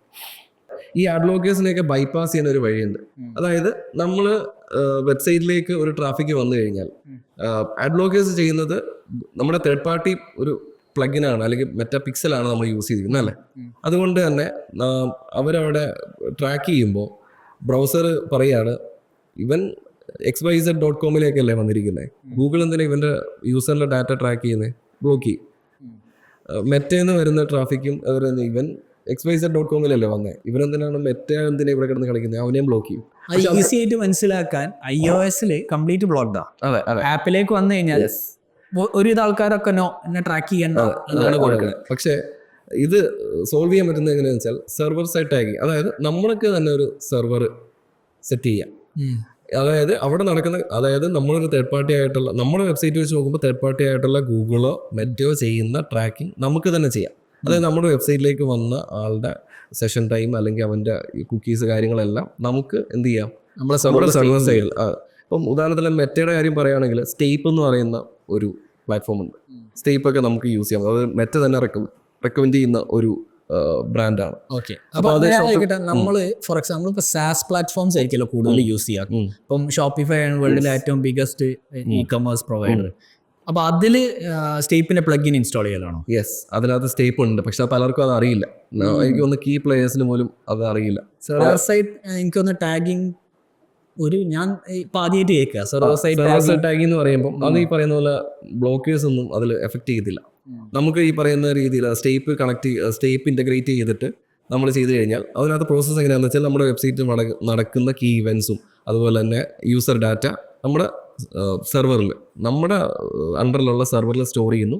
ബാക്ക് എൻഡ് വഴി നമ്മളത് ഗൂഗിളിനും മെറ്റയ്ക്കും തിരിച്ചു കൊടുക്കുന്നു. അപ്പോൾ അതിനാണ് ഈ ഓഫ്ലൈൻ കൺവേർഷൻ API എന്ന് പറയുന്നത്. യെസ്, അതെ. അതായത് നമ്മൾ ഫോർ എക്സാമ്പിൾ അല്ല, കൺവേർഷൻ എ പി എന്ന് പറയുന്നത്. Conversion API. അപ്പോൾ നമ്മൾ ബേസിക്കലി ഇതിനകത്ത് ചെയ്യുന്ന പറഞ്ഞാൽ നമ്മൾ ആഡ് കൊടുക്കുന്നു, നമ്മൾ ആഡ് കൊടുത്ത് നമ്മൾ പറയും അവിടെ ഡ്രൈവ് ചെയ്ത് വെബ്സൈറ്റിലേക്ക് വരുന്നു. വെബ്സൈറ്റിലേക്ക് അല്ലെങ്കിൽ വെബ്സൈറ്റിലേക്കോ ആപ്പിലേക്ക് നമ്മൾ കുറച്ചും കൂടി ഈസി ആയിട്ട് പറയാൻ വെച്ചാൽ iOS ആപ്പിലേക്ക് വിടുകയാണെങ്കിൽ അവിടെ ഗൂഗിളിന് മനസ്സിലാവില്ല ഇതിൻ്റെ ഉള്ളിൽ വന്നിട്ട് പിന്നെ എന്താ സംഭവിക്കുന്നതെന്ന് മനസ്സിലാവില്ല. അപ്പം ബേസിക്കലി നമ്മൾ പറഞ്ഞു കൊടുക്കണം, അതായത് ഈ ആള് വന്നു, ഈ ആള് ഇന്ന കൺവേർഷൻ ചെയ്തു, ഇത്ര കൺവേർഷൻ വാല്യൂ ഉണ്ട്, എന്നിട്ട് അത് തിരിച്ച് ഗൂഗിളിനെ പറഞ്ഞു കൊടുക്കണം, ഇതായിരുന്നു നിങ്ങളിപ്പോൾ 10 കസ്റ്റമറിൽ വിട്ടതിൽ 2 പേര് ഇത്രയും എമൗണ്ടിന് വാങ്ങിച്ചിട്ടുണ്ട്. അതെ, അതായത് അവർക്ക് അൺനോൺ ആയിട്ടുള്ള ഒരു കാര്യമായിട്ട് നമ്മൾ തിരിച്ചു കൊടുക്കും. തിരിച്ചു കൊടുക്കുന്നതുകൊണ്ട് എന്താണ് ഗുണം? ആ ഒരു ആഡ് ഒപ്റ്റിമൈസ് ആവും, കൂടുതൽ ലേൺ ചെയ്യും. അതായത് നമ്മൾ പലപ്പോഴും ഇപ്പം എല്ലാവർക്കും ബേസിക് ആയിട്ട് അറിയുന്നൊരു കാര്യമാണ് ഒരു ആഡ് ഒപ്റ്റിമൈസ് ആയി വരാൻ. അതല്ലാതെ ലേണിംഗ് പീരീഡ് എന്ന് പറയുന്നത് 7 to 14 days ആണ് അല്ലേ? അതെ. അപ്പോൾ നമ്മൾ പലപ്പോഴും പല ഏജൻസികളിലും അല്ലെങ്കിൽ പല ക്ലയൻസും പറയുന്നുണ്ട് നമ്മൾ ആഡ് കൊടുത്തിട്ട് ലീഡൊന്നും വരുന്നില്ല. പക്ഷെ ആ വരുന്ന ലീഡിനെ, അല്ലെങ്കിൽ ഇതൊരു മെഷീൻ ലേണിങ്ങിലാണ്, ML വർക്ക് ചെയ്യുന്നതാണല്ലോ ഈ അൽഗോരിതം. അപ്പോൾ അതൊരു ആഡ് റൺ ചെയ്ത് തുടങ്ങുമ്പോൾ അതൊരു കുഞ്ഞു കുട്ടിയാണ്. ആ കുട്ടി ഇങ്ങനെ വളർന്നു വരുന്നപ്പോൾ നമ്മൾ ഒരു ആദ്യം അക്ഷരമാല പഠിപ്പിക്കണം, അത് കഴിയുമ്പം ഓരോ ഇംഗ്ലീഷ് അക്ഷരങ്ങൾ പഠിപ്പിക്കണം, അത് കഴിയുമ്പോൾ സെന്റൻസ് ആക്കി കൊടുക്കണം, ആ സെന്റൻസ് പിന്നെ അതുപോലെ ആ സെന്റൻസ് എഴുതി പഠിപ്പിക്കണം. അതല്ലോ സ്റ്റെപ്പ് ബൈ സ്റ്റെപ്പ് ഒരു കുട്ടിയെ പഠിപ്പിക്കുന്ന അത്തരത്തിലാണ്. എന്ന് പറയുന്ന പോലെ നമുക്കൊരു കൺസിഡർ ഒരു 100 ലീഡ് കൺസിഡർ ചെയ്യാം. അതിനു മുന്നേ എനിക്ക് പറയാനുള്ള കൺവേർഷൻസ് എല്ലാം സെയിൽസ് എല്ലാം കൺവേർഷൻസും അല്ല. അപ്പം അത് പറയാൻ കാര്യം എന്ന് വെച്ചാൽ നമ്മളിപ്പോൾ കൺസിഡർ ചെയ്യുന്ന കൺവേർഷൻസ് ചിലപ്പോൾ ഒരു വാട്സപ്പ് ബട്ടൺ കൺവേർഷൻ ആയിട്ട് നമ്മൾ കൺസിഡർ ചെയ്യുന്നുണ്ടായിരിക്കും. വാട്സപ്പ് ബട്ടൺ ക്ലിക്ക് ചെയ്യുന്നത്. രണ്ടാമത് സെൻഡ് മെസ്സേജ് ഒരു അടുത്ത കൺവേർഷൻ.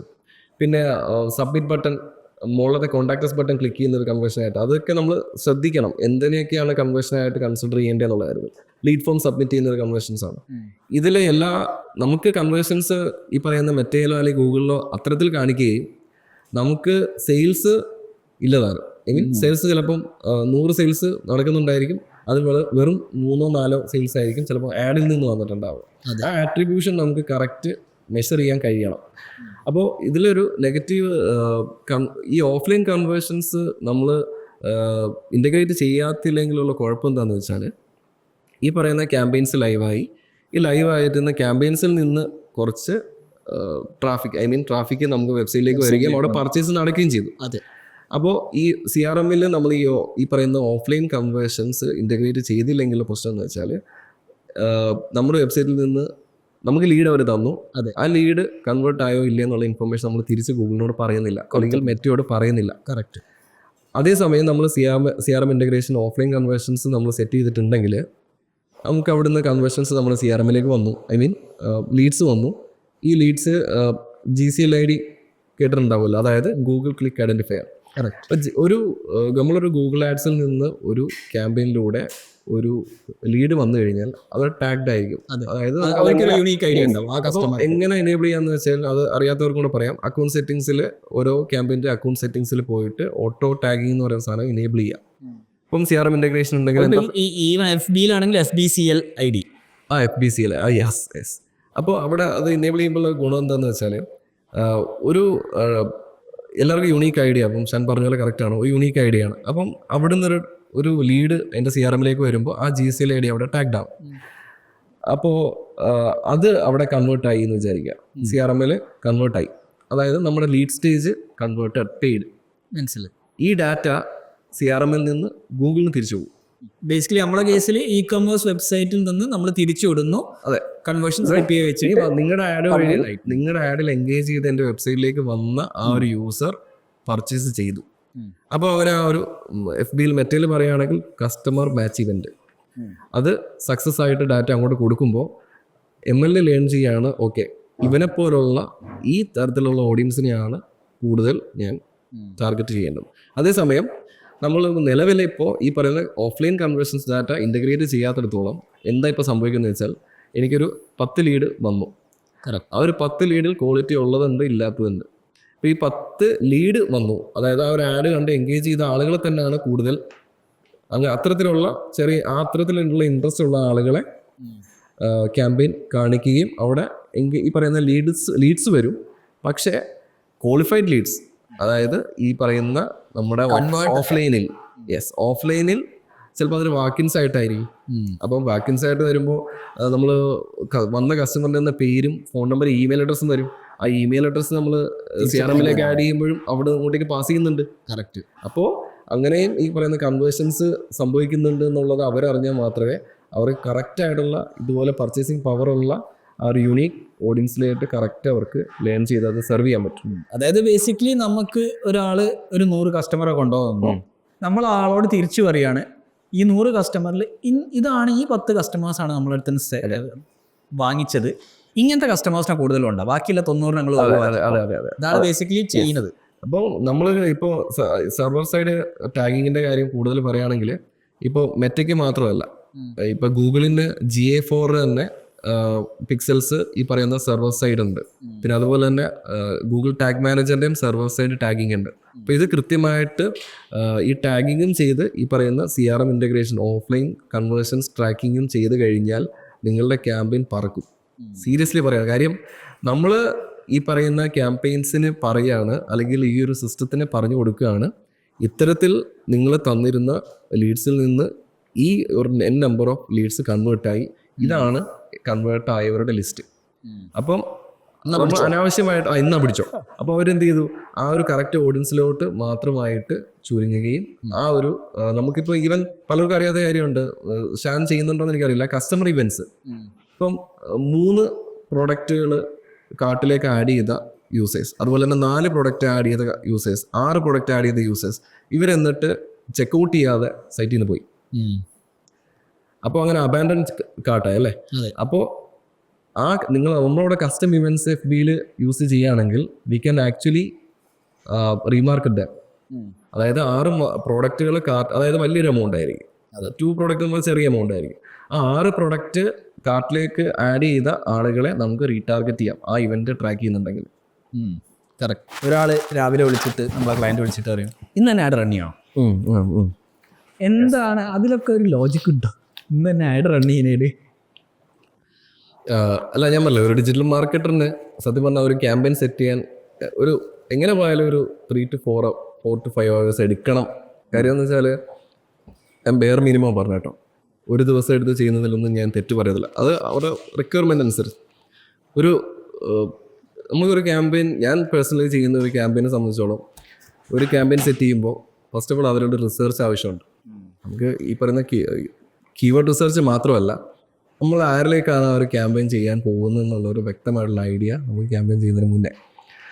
അത് ഞാൻ കീവേഡ്സ് മാത്രമല്ല എന്ന് പറയാൻ കാര്യം എന്ന് വെച്ചാൽ ആഡ് കോപ്പി, നമ്മളെ ആ യൂസറിനെ ഐഡൻറ്റിഫൈ ചെയ്യണമല്ലോ ഫസ്റ്റ് ഓഫ് ഓൾ. ഏത് യൂസറിലേക്കാണ് അല്ലെങ്കിൽ എന്ത് പ്രോബ്ലം ഉള്ള ആളുകളിലേക്കാണ് നമ്മൾ സൊല്യൂഷൻ കൊടുക്കാൻ പോകുന്നത് എന്നുള്ള വ്യക്തമായ ധാരണ അവരുടെ, ഞാൻ പറയാം, ഡെമോഗ്രാഫിക്സും ഏജ് ഗ്രൂപ്പും മാത്രമല്ല, വ്യക്തമായിട്ടുള്ള ആ നീഡുള്ള ആരാണ് നമ്മൾ ഐഡൻറ്റിഫൈ ചെയ്യണം. അതെ. അപ്പം നമ്മൾ ആദ്യമേ പറഞ്ഞ മെഷീൻ ലേണിംഗ് ആണ്. അപ്പം എന്തൊക്കെ ഇൻഫർമേഷൻസ് നമുക്ക് നമ്മുടെ പ്ലാറ്റ്ഫോംസിന് കൊടുക്കാൻ കഴിയുമോ മാക്സിമം അത് കൊടുക്കണം. അപ്പം അവർ അനലൈസ് ചെയ്യും, നമ്മൾ യൂസ് ചെയ്യുന്ന കോപ്പീസ് അനലൈസ് ചെയ്യും, നമ്മൾ കൊടുക്കുന്ന ഇമേജ് അനലൈസ് ചെയ്യും. അപ്പോൾ വ്യക്തമായിട്ടുള്ള നമുക്ക് ഇപ്പം ഗ്രാഫിക് ഡിസൈനറുമായിട്ട് കമ്പയിൻ ചെയ്തിട്ട് നല്ല ഒരു ഗ്രാഫിക്സ് ക്രിയേറ്റ് ചെയ്യേണ്ട ടൈം എടുക്കും. കറക്റ്റ്. നമ്മുടെ ലാൻഡിംഗ് പേജ് ഒപ്റ്റിമൈസ് ചെയ്യാൻ നമുക്ക് പല ഞാൻ മനസ്സിലാക്കണം ആരാണ് ഐഡിയൽ കസ്റ്റമർ മനസ്സിലാക്കണം. കറക്റ്റ്. അപ്പം ഈ നമുക്കൊരു ലാൻഡിംഗ് പേജ് ഈ പറയുന്ന നമ്മൾ പ്രീവിയസ്ലി പല ക്യാമ്പയിൻസും ചെയ്ത് ഇപ്പം ഹോട്ട്ജാർ പോലുള്ള പ്ലാറ്റ്ഫോം അല്ലെങ്കിൽ മൈക്രോസോഫ്റ്റിൻ്റെ ക്ലാരിറ്റി ഒക്കെ യൂസ് ചെയ്തിട്ട് നമുക്ക് അറിയാം എബൌട്ട് ദ ഫോൾഡ് ഏരിയയിൽ നമുക്ക് പല ബട്ടൺസും ആളുകൾ ക്ലിക്ക് ചെയ്യുന്നില്ല, അതൊക്കെ ഒന്ന് ചേഞ്ച് വരുത്തണം. അത്തരത്തിലുള്ള ലാൻഡിംഗ് പേജ് ഒപ്റ്റിമൈസേഷൻസ് നമ്മൾ പ്രീവിയസ് ക്യാമ്പയിൻസിൽ നിന്ന് മനസ്സിലാക്കിയിട്ടായിരിക്കും നമ്മൾ ഒപ്റ്റിമൈസ് ചെയ്ത് വെക്കുന്നത്. അപ്പം ചിലപ്പോൾ വീണ്ടും കുറച്ച് ഒപ്റ്റിമൈസേഷൻസ് ചെയ്യാനുണ്ടാവും. അപ്പോൾ അത്തരത്തിലുള്ള കാര്യങ്ങളെല്ലാം ചെയ്തതിന് ശേഷം മാത്രമേ നമുക്ക് ആ ഒരു ക്യാമ്പയിന് വേണ്ടിയുള്ള ലാൻഡിംഗ് പേജ് പോലും സെറ്റ് ചെയ്യാൻ കഴിയും. കറക്റ്റ്. ആ ടെക് സൈഡ് തീർക്കണം. അതെ. ഓഫ്ലൈൻ അല്ലെങ്കിൽ കൺവേർഷൻ API സെറ്റ് ചെയ്യണം. എന്നിട്ട് ഇതിന്റെ അതാ പറയാം, നമ്മൾ ഈ പറയുന്ന എന്താണ് ആ ലാൻഡിംഗ് പേജിലെ ആക്ഷൻ, അതായത് അതിലെ CT എന്താണ്, ആ ഫോം ഫില്ല് ചെയ്യാണ്. ആ ഫോം ഫില്ല് ചെയ്ത് കഴിഞ്ഞാൽ ആ ഡാറ്റ എങ്ങോട്ടേക്കാണ് പോകുന്നത്? CRM-ലേക്ക്. ആ CRM-ൽ ഡാറ്റ റിസീവ് ആയി കഴിഞ്ഞാൽ അത് തിരിച്ച് ഗൂഗിളിനോട് കമ്മ്യൂണിക്കേറ്റ് ചെയ്യാനുള്ള സിസ്റ്റം സെറ്റ് ചെയ്തിട്ടുണ്ടോ? ഇതെല്ലാം നമ്മൾ അവിടെ സെറ്റ് ചെയ്ത് വെക്കണം ഫസ്റ്റ്. അതെ, സ്റ്റെപ്പിൽ. അതിനുശേഷം മാത്രമാണ് നമ്മൾ ഈ പറയുന്ന ആഡ് കോപ്പീസ്, ബഡ്ജറ്റ് അലോക്കേഷൻ അല്ലെങ്കിൽ ബാക്കിയുള്ള ഒപ്റ്റിമൈസേഷൻസ് മുഴുവൻ പോവാം. അതെ. അപ്പം ഇതിന് ഈ പറയുന്ന പോലെ ഷാൻ എനിക്ക് 4 മണി വരെ സമയം തന്നു കഴിഞ്ഞാൽ ഇന്ന് ഇപ്പോൾ സമയം എത്രയായി 12 മണി. ഈ 12 മണി എനിക്ക് 4 മണിക്കൂർ മതിയോ? പോരാ, എനിക്ക് 1-2 ദിവസം എടുക്കും. ഓരോരുത്തരും ഓരോ പണി ഷാനിന് റിസൾട്ട് വേണമെങ്കിൽ എനിക്ക് ടൈം തന്നാലേ ഈ പറയുന്ന വർക്ക് ചെയ്യാൻ പറ്റും. പിന്നെ അതിനുശേഷം വേറെ ഉണ്ട് ഈ പറയുന്ന 7 to 14 days ലേണിംഗ് പീരീഡ് സിസ്റ്റത്തിനുണ്ട്. അവർ ആ പീരീഡ് പറയുന്നത് ബെയർ മിനിമം ഞങ്ങൾക്ക് ആ സമയങ്ങളും തരണം നിങ്ങളുടെ കസ്റ്റമേഴ്സിനെ ഐഡൻറ്റിഫൈ ചെയ്യാൻ. അപ്പം നമ്മളുടെ സൈഡിൽ നിന്നുള്ള മാക്സിമം ഇൻപുട്സ്, ഇപ്പോൾ ദൈവം പാതി ഞാൻ പാതി എന്ന് പറയുന്ന പോലെ നമ്മുടെ സൈഡിൽ നിന്നുള്ള ആ ഒരു ഫസ്റ്റ് ഇൻപുട്ടിന് ശേഷം ആ ഇൻപുട്ട് അനുസരിച്ചിട്ടുള്ള ഒരു ഫസ്റ്റ് കൺവേർഷൻ അവർ തരുമെന്ന് വിചാരിക്കുക. ഞാൻ നേരത്തെ പറഞ്ഞു എല്ലാ കൺവേർഷൻസും സെയിൽസ് അല്ല, എല്ലാ സെയിൽസും കൺവേർഷൻസും അല്ല. അപ്പം ആദ്യത്തെ ഒരു 10 കൺവേർഷൻ നമുക്ക് പ്ലാറ്റ്ഫോമിൽ 10 കൺവേർഷൻസ് കാണിച്ചു. ആ 10 കൺവേർഷൻസിൽ എത്ര സെയിൽസ് ആയിട്ട് കൺവേർട്ട് ആയി എന്നുള്ള ഡാറ്റ നമ്മൾ തിരിച്ച് മെറ്റ കൺവേർഷൻസ് API വഴിയൊക്കെ നമ്മൾ അങ്ങോട്ടേക്ക് കൊടുക്കുമ്പോൾ ആ ഫുള്ളി ഫ്ലെഡ്ജ് ആവും. ആ ക്യാമ്പയിൻ നല്ല രീതിയിൽ ഐഡൻറ്റിഫൈ ചെയ്യും. ഈ സെറ്റ് ഓഫ് ഓഡിയൻസ് ആണ് ആരുടെ audience, ideal audience. We need to pull this campaign to those people അല്ലേ. അപ്പോൾ നമ്മൾ ഇനി ഇതിൻ്റെ കേസ് പറഞ്ഞാൽ ഹൈ വാല്യൂ, ഇപ്പം കൺവേർഷൻ വാല്യൂ വെച്ചിട്ട് that product is around 850 rupees. അപ്പോൾ 850 rupees വാല്യൂ ഉള്ള ആ പ്രോഡക്റ്റ് ബൈ ചെയ്ത കസ്റ്റമർ ഇവനാണ്. അപ്പം ഇവന് ഈ ഒരു പർച്ചേസിങ് പവറുള്ള കൂടുതൽ ആളുകളിലേക്ക് ആ ഒരു പ്രോഡക്റ്റ് നിൻ്റെ പ്രോഡക്റ്റിനെ ഞങ്ങൾ കാണിക്കാം. ഓക്കെ, അങ്ങനെയാണെങ്കിൽ ഒരു ആഡിന് ഒരു ലൈഫ് ടൈം ഉണ്ടാവുമോ? അതായത് ഈ ആഡ് നമ്മൾ 7 to 14 days ലേണിംഗ് പീരീഡ്, അത് കഴിഞ്ഞിട്ട് അതെങ്ങനെ? ഏറ്റവും നമ്മൾ പല ഇവിടെ 3-4 വർഷമൊക്കെ ലൈവായിട്ടിരിക്കുന്ന ക്യാമ്പയിൻസ് ഞാൻ കണ്ടിട്ടുണ്ട്. എനിക്ക് അത്തരത്തിലൊരു ഭാഗ്യം ഒരു ഏജൻസിയിലും കിട്ടിയിട്ടില്ല. പക്ഷെ അത്തരത്തിലുള്ള ഒരു ക്യാമ്പയിനെ ഒപ്റ്റിമൈസ് ചെയ്യാനും നർച്ചർ ചെയ്യാൻ എനിക്ക് സാധിച്ചിട്ടുണ്ട്. ഏകദേശം 3-4 വർഷം ഒരു ക്യാമ്പയിൻ. അതെ, 2019 ഓൺ ചെയ്തൊരു ക്യാമ്പയിന് കൂടുതൽ, അതായത് ബാഡ് കോപ്പി ഭയങ്കര മോശമായിരുന്നു. ഐ മീൻ ക്യാപിറ്റലൈസ് ചെയ്തു. പക്ഷെ അതൊക്കെ സത്യം പറഞ്ഞാൽ പോളിസി വയലേഷനാണ്. ഈ പറയുന്ന ക്യാപിറ്റലൈസ് ചെയ്യുക എന്നൊക്കെ ഉള്ളത്. പക്ഷേ അതൊരു ഫോറിനർ കൊടുത്ത ആഡാണ്. അപ്പോൾ ആ ക്യാമ്പയിനിൽ നല്ല രീതിയിലുള്ള കോപ്പീസ് ക്രിയേറ്റ് ചെയ്ത് അന്ന് ഞാൻ ജനറേറ്റഡ് കോപ്പീസ് തന്നെയാണ് അതിൽ യൂസ് ചെയ്തത്.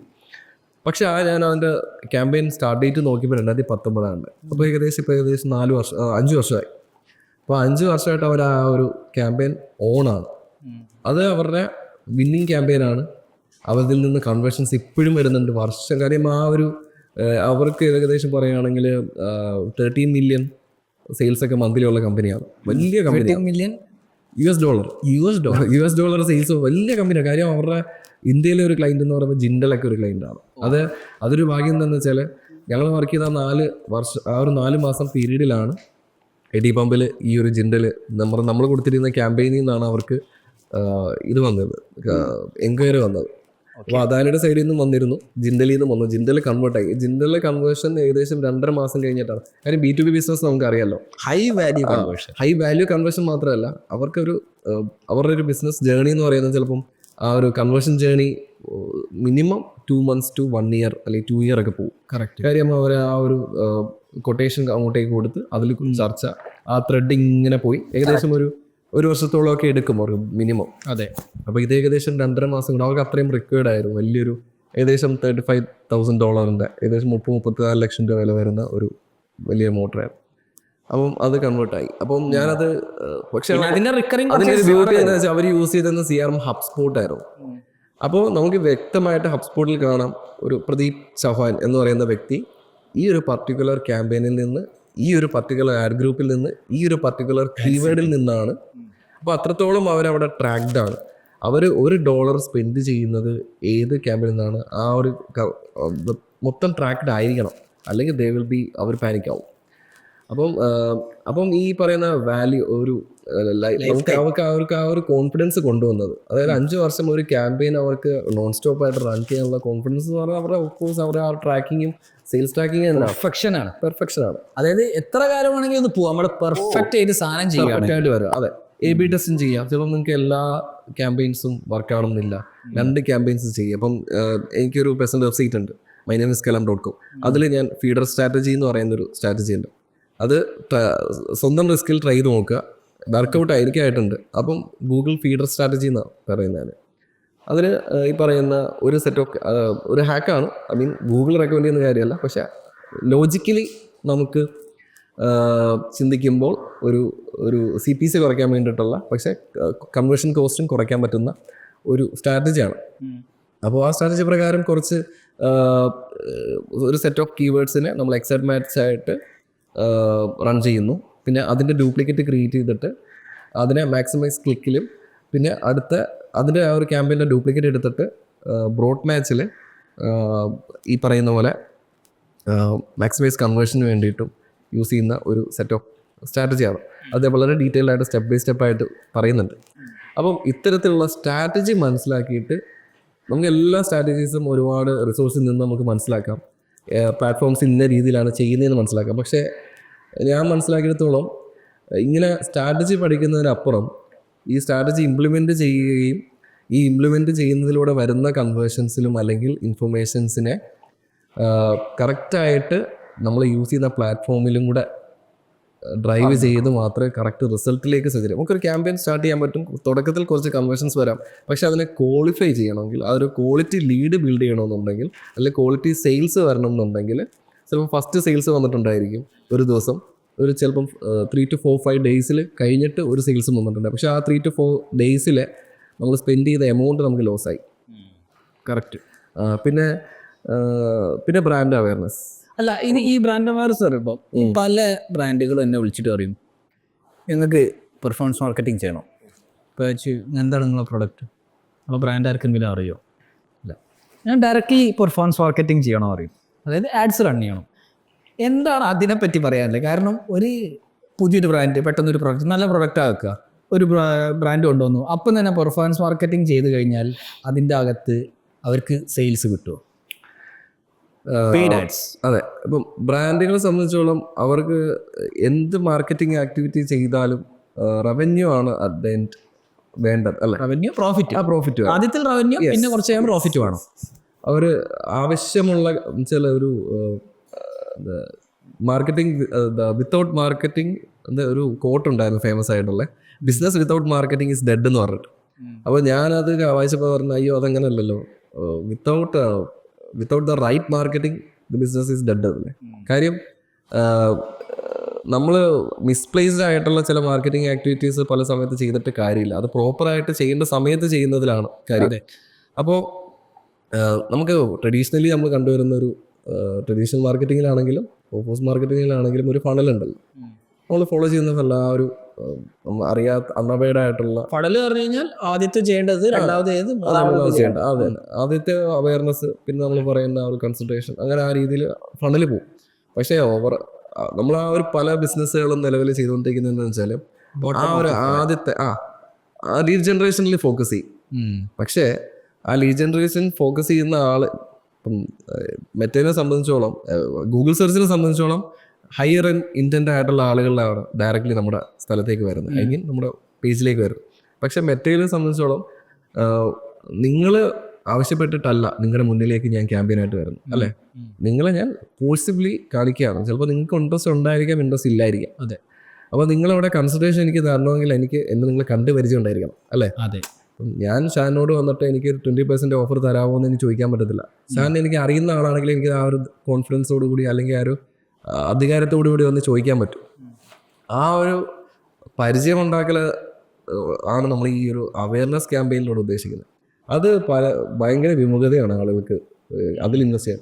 പല ബ്രാൻഡുകൾ നോർമലി ബ്രാൻഡ് ഇൻവെസ്റ്റ് ചെയ്യുന്ന ബോട്ടം ഓഫ് ദ ഫണൽ, എനിക്ക് കൺവേർഷൻ വേണം, സെയിൽസ് വേണം. യെസ്. അതിന്റെ മുകളിലത്തെ ഫണലൊന്നും ആരും നോക്കുന്നില്ല എന്നല്ല, അത് സീരിയസ് ആയിട്ട് ചെയ്യുന്നവരുണ്ട്. കാര്യം നല്ല എമൗണ്ട് ഓഫ് മണി അവയർനെസ്സിന് സ്പെൻഡ് ചെയ്യുകയും, അത് ബെനിഫിറ്റ് ഞാൻ പറയാം, നല്ല എമൗണ്ട് ഓഫ് മണി അവയർനെസ്സിന് സ്പെൻഡ് ചെയ്യും, ഒരു specific amount of money lead ജനറേഷന് വേണ്ടി സ്പെൻഡ് ചെയ്യുന്ന കമ്പനികളുണ്ട്. അപ്പോൾ ഞാൻ പേര് പറയാതെ ഒരു ബ്രാൻഡിന് പറയാം. അതായത് വാട്സപ്പിലൂടെ ഇംഗ്ലീഷ് പഠിപ്പിക്കുന്ന ഒരു സർവീസ് പ്രൊവൈഡർ. ആ പ്ലാറ്റ്ഫോമിൻ്റെ ബ്രാൻഡ് അംബാസഡറായിട്ട് ഒരു ഫേമസ് ആക്ടർ വന്നു. അവിടെ കോസ്റ്റ് ഇൻവോൾവ്ഡ് ആണ്, അല്ലേ? അദ്ദേഹത്തിന് ഇപ്പം ഉദാഹരണം നമ്മൾ പറയുന്ന പോലെ അന്നത്തെ കാലത്ത് ഏകദേശം ഒരു 30-35 lakhs 40 lakhs വന്നിട്ടുണ്ട്. അവർക്ക് വളരെ ആവറേജ് ഒരു മെറ്റാ ലീഡിൽ കോസ്റ്റ് ലീഡ് പെർ ലീഡ് വരിക 600 to 700 rupees ഒഫ്കോഴ്സ് ഉണ്ടാവും. അതൊരു കസ്റ്റമറെ കൺവേർട്ട് ചെയ്യാൻ. പിന്നെ അതുപോലെ തന്നെ അതിനകത്ത് CAC കാൽക്കുലേറ്റ് ചെയ്യുന്നത് പിന്നെ പറയാം. നമുക്ക് ഈ പറയുന്ന 1000 ലീഡ് കിട്ടാൻ 600 രൂപ ലീഡ് കോസ്റ്റ് വെച്ചിട്ട് എത്ര രൂപ ബഡ്ജറ്റായി? 6 ലക്ഷം. 6 ലക്ഷം രൂപ ബഡ്ജറ്റ്. അതേസമയം ഈ ഒരു പാർട്ട്ണർഷിപ്പിന് ശേഷം, അതായത് ഈ ഒരു ആക്ടർ വന്ന് അദ്ദേഹത്തിന് വെച്ചുള്ള വലിയ ബ്രാൻഡ് അവയർനെസ് ക്യാമ്പയിന് ശേഷം അൺവിശ്വസിക്കബിൾ ആണ്. അതെന്താ കാര്യം വെച്ചാൽ ആ ലീഡ് കോസ്റ്റ് നേരെ 80 രൂപ 110 രൂപയിലേക്ക് വന്നു. കാര്യം ആ ഒരു സൊല്യൂഷൻ അഫിനിറ്റി കിട്ടി. പൃഥ്വിരാജിനെ പോലുള്ള ഇപ്പം ഉദാഹരണത്തിന് മുത്തൂറ്റിലെയൊക്കെ അമിതാഭ് ബച്ചൻ്റെയൊക്കെ ആഡ്സ് ഈ നോർത്ത് ഇന്ത്യയിൽ വർക്കാവുന്ന കാര്യം വെച്ചാൽ അമിതാഭ് ജീനെ അത്രയും ആളുകൾക്ക് ട്രസ്റ്റാണ് അവിടെ. അമിതാഭ് ജി ഒരു ആഡിൽ ഒരു കമ്പനീനെ എൻഡോഴ്സ് ചെയ്യുമ്പോൾ okay that brand is very വിശ്വസിക്കാൻ പറ്റുന്ന ഒരു ട്രസ്റ്റബിൾ ബ്രാൻഡായിട്ട് മാറി. അമിതാഭ് ബച്ചൻ്റെ ഇത് അങ്ങോട്ട് കൊടുക്കും. അതായത് ട്രസ്റ്റ്, ആ ഒരു അഫിനിറ്റി ബ്രാൻഡിലേക്കും കൂടെ കിട്ടി. അത് ജസ്റ്റ് ഡയലിനും അത് തന്നെ സംഭവിച്ചിട്ടുണ്ട്. അപ്പോൾ നമുക്ക് ഈ ഇവിടുത്തെ കേസ് പറയുകയാണെങ്കിൽ പൃഥ്വിരാജിനെ പോലുള്ള ഞാൻ അതിനൊരു ചെറിയൊരു എക്സാമ്പിൾ പറഞ്ഞിട്ട് പൃഥ്വിരാജിലേക്ക് വരാം. അപ്പോൾ ചെറിയ എക്സാമ്പിൾ എന്താണെന്ന് വെച്ചാൽ, അല്ലെങ്കിൽ ഈ പറയുന്ന പോലെ നമ്മുടെ ഇവിടുത്തെ കുറേ ചീട്ട് റമ്മി ഗെയിംസും കുറേ, ഞാൻ ഒന്നും പേര് പറഞ്ഞ് പ്രൊമോട്ട് ചെയ്തില്ല, കാര്യം ഞാൻ ഇതിങ്ങനെയുള്ള ഗെയിംസിനെതിരാണ്. അപ്പം ചെറിയ ഈ ലുഡോ ഗെയിംസൊക്കെ പ്രൊമോട്ട് ചെയ്യുന്ന ചില ഗെയിംസുകളുണ്ട്. അവരെയൊക്കെ സെലിബ്രിറ്റീസിനെ യൂസ് ചെയ്തിട്ടും ഇൻഫ്ലുവൻസേഴ്സിനെ യൂസ് ചെയ്തിട്ടും ഇൻഫ്ലുവൻസർ മാർക്കറ്റിംഗ് ക്യാമ്പയിൻസ് ചെയ്യാറുണ്ട്. ഇത് ചെയ്യുന്നത് കൊണ്ട് ഈ ഇങ്ങനെയുള്ള ആളുകൾ പ്രൊമോട്ട് ചെയ്യുന്ന വീഡിയോസ് കണ്ടിട്ട് കുറേ സാധാരണക്കാരായിട്ടുള്ള ആളുകൾ ഈ ആപ്പ് ഇൻസ്റ്റാൾ ചെയ്ത് പൈസ നഷ്ടപ്പെടുന്നവരുണ്ട്. അതെന്തുകൊണ്ടാണ് സംഭവിക്കുന്നത്? അവരാ ഒരു അവരോട് ലോയലായിട്ടുള്ള ഈ ഇൻഫ്ലുവൻസർ മാർക്കറ്റേഴ്സിനോട് ലോയലായിട്ടുള്ള ആളുകളാണ് ഇതിൽ പോയി പെടുന്നത്. അപ്പോഴും നമ്മൾ മനസ്സിലാക്കേണ്ട ഒരു പെർസെൻറ്റേജ് ഓഫ് ആളുകൾ അവരെ കണ്ണടച്ച് ട്രസ്റ്റ് ചെയ്യുന്നുണ്ട് അല്ലേ എന്ന് പറയുന്ന പോലെ തന്നെ ഒരു വളരെ വലിയൊരു ഡിഗ്നിറ്ററി വന്നിട്ട് നമുക്കൊരു ബ്രാൻഡിനെ എൻഡോഴ്സ് ചെയ്യുമ്പോൾ ആ ഒരു അത് നമ്മൾ കൺസിഡർ ചെയ്യും, ആ ബ്രാൻഡിനെ കൺസിഡർ ചെയ്യും. അതായത് കൂടുതൽ അഫിനിറ്റിയാണ് ആ ബ്രാൻഡ് യൂസ് ചെയ്യാൻ. Of course. പക്ഷെ ഞാൻ ചോദിക്കട്ടെ, എല്ലാവർക്കും ഒരു സെലിബ്രിറ്റീനെയോ ഒരു വലിയ ഇൻഫ്ലുവൻസറിനെ കൊണ്ടുവരാൻ സാധിക്കണമെന്നില്ല. അപ്പോൾ എങ്ങനെ ചെയ്യാൻ പറ്റും? ഒരുപാട് ബ്രാൻഡ് എങ്ങനെ ഒരുപാട് ഇപ്പം സെലിബ്രിറ്റീനെ തന്നെ വേണമെന്നൊന്നുമില്ല. ഒരുപാട് ഇപ്പം ഫോർ എക്സാമ്പിൾ ഞാൻ ഷാൻ്റെ ഷോയിലേക്ക് വന്നു. നാളെ ഒരു ദിവസം നമ്മുടെ റിലയൻസിൻ്റെ ഫൗണ്ടറായിട്ടുള്ള അംബാനി ഇവിടേക്ക് വരികയാണ്, ഈ ഷോയിലേക്ക് വരികയാണ്. ഇകോം ഷോയുടെ മൈലേജ് എവിടം വരെ എത്തുന്നത്? നാഷണൽ ലെവലിലേക്ക് ഇകോം ഷോയുടെ അഫിനിറ്റി എത്തുകയാണ്. എൻ്റെ ഞാനൊരു ബ്രാൻഡ് ഓണറാണ്. എൻ്റെ ബ്രാൻഡ് ഓണറിനെ എൻഡോഴ്സ് ചെയ്യാൻ വേണ്ടിയിട്ട് എൻ്റെ കോമ്പറ്റീറ്ററിനെ തന്നെ ഞാൻ പറയാം, എൻ്റെ ഒരു കോമ്പറ്റീറ്ററിനെ തന്നെ എൻ്റെ ബ്രാൻഡിൻ്റെ ഒരു കമ്പനി ടൂറിനോ അല്ലെങ്കിൽ വളരെ പ്രമുഖരായിട്ടുള്ള ആളുകളെ എൻ്റെ വീഡിയോ കണ്ടൻസിൽ ഞാൻ കൊണ്ടുവരികയും അവരുടെ അനുഭവങ്ങൾ, എൻ്റെ ബ്രാൻഡിനെ കുറിച്ചുള്ള അനുഭവങ്ങൾ പറയുന്ന കണ്ടൻസ് ഞാൻ ക്രിയേറ്റ് ചെയ്യാം. എൻ്റെ കമ്പനീനെ അവരുടെ അനുഭവങ്ങൾ എൻഡോഴ്സ് ചെയ്യിപ്പിക്കുക. അത്തരത്തിൽ വീഡിയോ കണ്ടൻസ് ജനറേറ്റ് ചെയ്യുന്നത് ഈ പറയുന്ന ബ്രാൻഡ് അഫിനിറ്റി ബിൽഡ് ചെയ്യാൻ. നമ്മുടെ വെബ്സൈറ്റ് മുതൽ തുടങ്ങണം നമ്മുടെ ബ്രാൻഡിനെ കുറിച്ചുള്ള ആ ഒരു ട്രസ്റ്റ് ബിൽഡ് ചെയ്യാനുള്ള ഫാക്ടേഴ്സ്. ഇപ്പോൾ നമ്മൾ വളരെ ചെറിയ എക്സാമ്പിൾ പറയുന്നത് നമ്മുടെ ടെസ്റ്റിമോണിയൽസ്. നമ്മുടെ വെബ്സൈറ്റിൽ ടെസ്റ്റിമോണിയൽസ് വെക്കുന്നത് എന്തിനാണ്? ഒരാളുടെ ഫീഡ്ബാക്ക് വെക്കുന്നത് എന്തിനാണ്? ആ ഒരു സോഷ്യൽ പ്രൂഫിന് വേണ്ടിയിട്ടല്ലേ. അപ്പം അവിടെ മുതൽ ഈ പറയുന്ന അഫിനിറ്റി ബിൽഡിങ്, ഈ അഫിനിറ്റി ബിൽഡിങ്ങും SEO പോലെ ലോങ് ടേം പ്രോസസ്സാണ്. നമ്മൾ പ്രത്യേകിച്ച് മലയാളികൾ ഒരുത്തനെയും അങ്ങനെ പെട്ടെന്നൊന്നും വിശ്വസിക്കില്ല. പക്ഷേ പെടുമ്പോൾ നല്ല രീതിയിൽ അന്തസ്സായിട്ട് പോയി പെടുകയും ചെയ്യും അല്ലേ. നമ്മൾ 6 കോടി രൂപയുടെ തട്ടിപ്പ്, 7 കോടി രൂപയുടെ തട്ടിപ്പ് എന്നൊക്കെ വ്യാജ ട്രേഡിംഗ് ആപ്പ് എന്നൊക്കെ കാണാറില്ലേ. അത് ആൾക്കാർ പെട്ടെന്ന് കാശ് ഉണ്ടാക്കണ അങ്ങനെ സംഭവമല്ല, അത് വേറെ. യെസ്. അപ്പോൾ ഈ ട്രസ്റ്റ് ബിൽഡിങ് ഞാൻ പറഞ്ഞ ഈ സെലിബ്രിറ്റിയുടെ കാര്യം ഞാൻ പറഞ്ഞ എന്തിനാന്ന് വെച്ചാൽ കുറച്ച് ഈസിയായി കാര്യങ്ങൾ. ഇപ്പം ഞാൻ പറഞ്ഞ ആ ഒരു 700 കോഴ്സിൽ നിന്നൊരു 150 120 കൊണ്ടുവരാൻ സാധിച്ചത് അവിടെ അവർ ആ ഒരു ബ്രാൻഡിനെ ഐഡന്റിഫൈ ചെയ്തുകൊണ്ടാണ് അല്ലേ. അതേ ഓക്കെ ഇത് ഞാൻ കണ്ടിട്ടുണ്ട്, ഒരു ട്രസ്റ്റബിൾ ആണ്, നമ്മുടെ പുള്ളിക്കാരൻ വന്ന് എൻഡോഴ്സ് ചെയ്തിട്ടുണ്ട്, അത്തരത്തിലൊരു സാധനം കിട്ടി. ഇപ്പം ഞാൻ നേരത്തെ ഒരു ഉദാഹരണം പറയാൻ വേണ്ടി ഇരുന്നത് ഗോഡാഡിയുടെ ഒരു പരസ്യം ദിവാലിയൊക്കെയാണല്ലോ. അപ്പം ദിവാലിയുടെ സമയത്ത് ഒരു ഗോഡാഡിയുടെ ആഡ് കാണുകയാണ്. അതുപോലെ തന്നെ XYZ എന്ന് പറയുന്ന ഒരു ബ്രാൻഡിന്റെ ആഡും ആര് കാണുകയാണ്? ഷാൻ കാണാം. ഒരു കാര്യം ചെയ്യാം, ഇത് നമുക്ക് ഷോപ്പിഫൈയും പിന്നെ XYZ ആക്കാം. ഓക്കെ, ഷോപ്പിഫൈ ആഡ് കാണാണ്, ഷോപ്പിഫൈയും XYZ. അപ്പം ഷോപ്പിഫൈയുടെ ദിവാലി ഓഫറായിട്ട് ഒരു 20% ഡിസ്കൗണ്ട്, എന്തെങ്കിലും ഒരു ഫർദർ എന്താ പറയുക ഒരു എന്തെങ്കിലും നിങ്ങളുടെ എനിക്കറിയില്ല ഷോപ്പിഫൈയുടെ ഉള്ളിൽ അധികം കാര്യങ്ങൾ പ്ലഗ് ഇൻ പർച്ചേസ് ചെയ്യുന്ന കാര്യത്തിലോ അല്ലെങ്കിൽ എന്തെങ്കിലും ഒരു ഇയർലി പ്ലാൻ എടുക്കുന്ന കാര്യത്തിലോ.